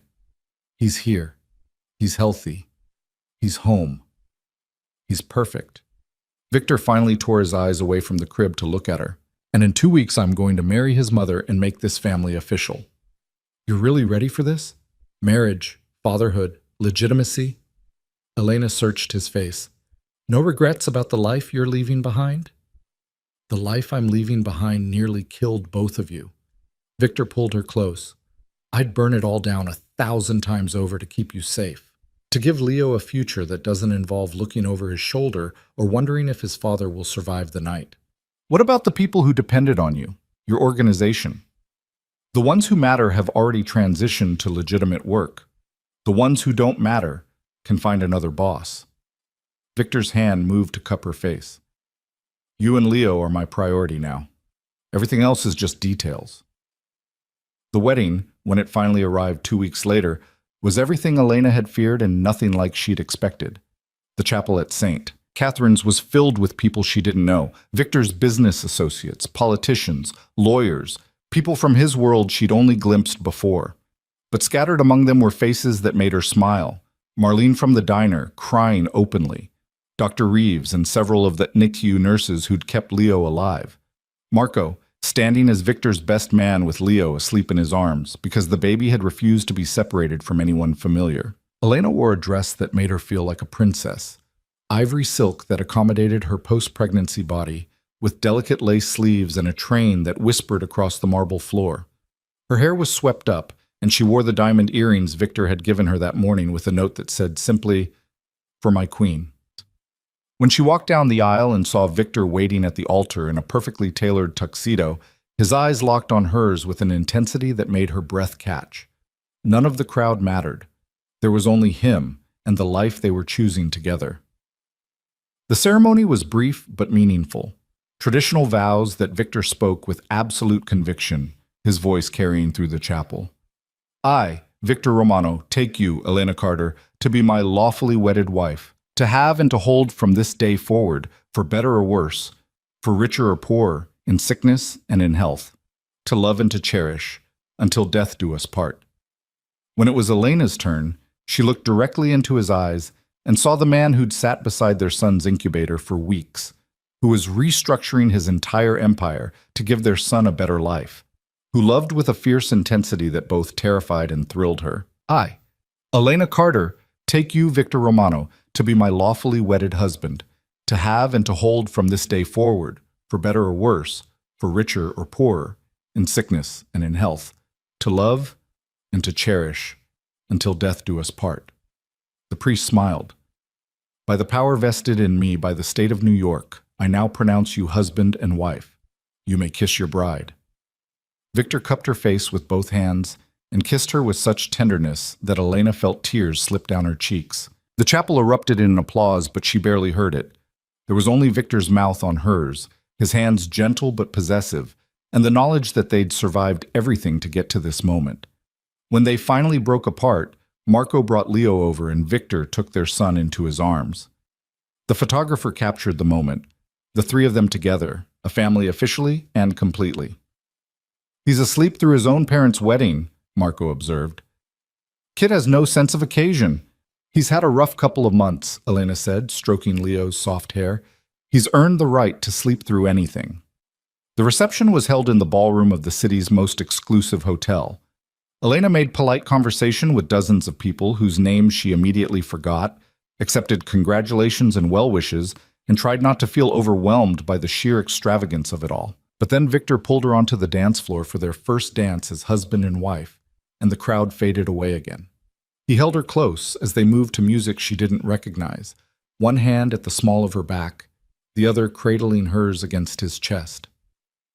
"Happy?" he murmured against her ear. "Terrified," Elena admitted. "This is so much. So many people, so much attention.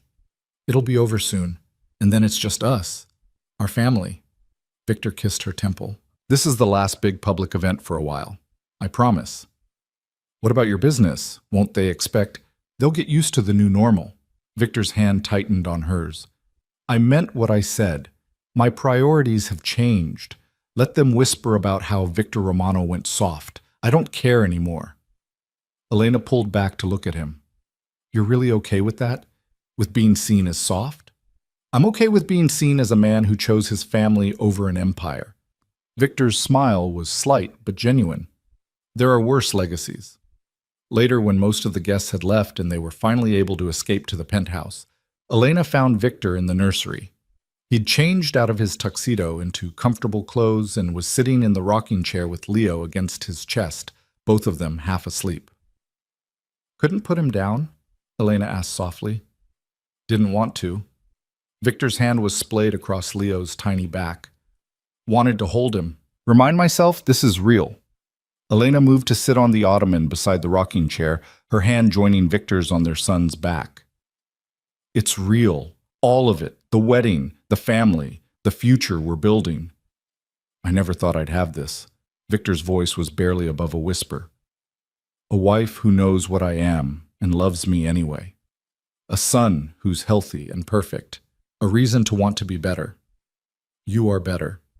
Elena leaned her head against his shoulder. "You're not the same man who walked into that diner 2 months ago." "Neither are you." Victor kissed the top of her head. "You're stronger, braver. You survived things that would have broken most people." "We survived them together." Elena looked down at Leo, peaceful and content between them. "That's what families do." They sat like that for a long time, the three of them in the quiet nursery, and Elena felt something settle in her chest. Peace, maybe. Or acceptance. Or just the bone-deep knowledge that despite everything, despite the danger and the fear and the violence that had brought them together, this was exactly where she was supposed to be. In the months that followed, life took on a new rhythm. Leo grew steadily, hitting every milestone with the determination of someone who'd fought too hard for life to waste a moment of it. Victor spent his days systematically dismantling and rebuilding his empire into something cleaner, legal, sustainable. It wasn't always smooth. There were complications, resistances, people who didn't like the changes. But Victor handled each obstacle with the same ruthless efficiency he'd always possessed, just channeled in a different direction. Elena found herself settling into a role she'd never anticipated: wife to a powerful man, mother to a miracle baby, and surprisingly, a voice in Victor's business decisions. He'd started asking her opinion on the legitimate ventures, valuing her perspective as someone from outside his world. "You see things I don't," he'd explained one night while reviewing contracts at the dining room table, Leo asleep in the bassinet beside them. "You understand normal. I never have." By Leo's 6-month birthday, the transformation was nearly complete. The casino had been sold. The protection operations had been phased out entirely. What remained were import businesses, real estate holdings, and investment portfolios, all legal, all legitimate, all completely boring compared to what Victor had once controlled. "Don't you miss it?" Elena asked one evening, watching him work through spreadsheets with the same intensity he'd once applied to territory disputes. The power, the excitement. Victor looked up from the computer, then over at Leo, who was attempting to eat his own foot with great determination. "Not even a little bit." "Really?" "Really." Victor closed the laptop and moved to sit beside her on the couch. "Do you know what I did today?" "What?" "Negotiated a shipping contract, argued with an accountant about tax structures, attended a zoning board meeting." He pulled her against his side. Completely mundane, totally legal, and I didn't spend a single moment wondering if someone was planning to kill me. Sounds boring. It's wonderful. Victor's hand moved to her belly, where their second child was just beginning to show. And it means this one gets to grow up without the NICU, without the fear. Just normal, boring, safe. Elena covered his hand with hers. You're really happy. I can see it. I'm happier than I've ever been. Victor kissed her softly. I have a wife I love, a son who's healthy, another baby on the way, and a life that doesn't require looking over my shoulder. Yeah, Elena, I'm happy. Leo chose that moment to roll over for the first time, surprising himself so thoroughly that he let out an indignant squawk. Victor immediately scooped him up, praising the accomplishment like it was an Olympic achievement.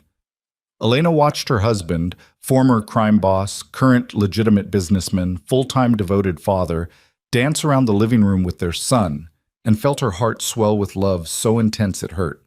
This was their life now, the one they'd fought for, the one they'd nearly lost a dozen times over, the one they'd chosen together despite everything that should have kept them apart. And it was perfect. On a quiet Sunday morning in early spring, with sunlight streaming through the penthouse windows and Leo babbling happily in his playpen while Elena and Victor drank coffee and read the newspaper like any normal couple, Elena finally understood what Dr. Reeves had meant all those months ago in the hospital. Every baby is different, the doctor had said, but he responded well to intervention. That's a good sign. Leo had responded to intervention, to love and care and fierce determination. And so had Victor. So had Elena herself. They'd all been premature in their own ways, thrust into situations before they were ready, forced to fight and adapt and grow faster than nature intended. But they'd survived. More than survived. They'd thrived. What are you thinking about? Victor asked, noticing her expression. How far we've come. Elena set down her coffee cup. How different everything is from that night in the diner. Best night of my life, Victor said immediately. You got shot that night.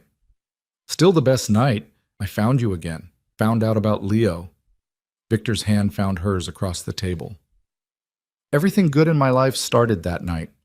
Elena squeezed his hand. Mine too, even though I was terrified. Are you still terrified? Elena considered the question honestly. Sometimes, when I think about what could have happened, what we almost lost. She looked at Leo, then back at Victor. But mostly, I'm just grateful. Me too. Victor stood, pulling her up with him and into his arms. Grateful for you, for Leo, for second chances and new beginnings. Leo squealed from his playpen, demanding attention, and they separated to attend to their son. Elena lifted him up, pressing kisses to his chubby cheeks while he giggled, and Victor wrapped his arms around both of them. This was their family. Unconventional, hard-won, built on a foundation of darkness that was slowly transforming into light. And as Elena stood there in the early morning sunshine, held by the man she loved while their son laughed between them and their second child grew beneath her heart, she knew with absolute certainty that every moment of fear, every instance of pain, every terrifying choice had been worth it. Because this love, this family, this life was worth everything. The collision that had brought them together had nearly destroyed them both. But from that destruction, they'd built something stronger than either of them had been alone. Something that would last. Something that would endure.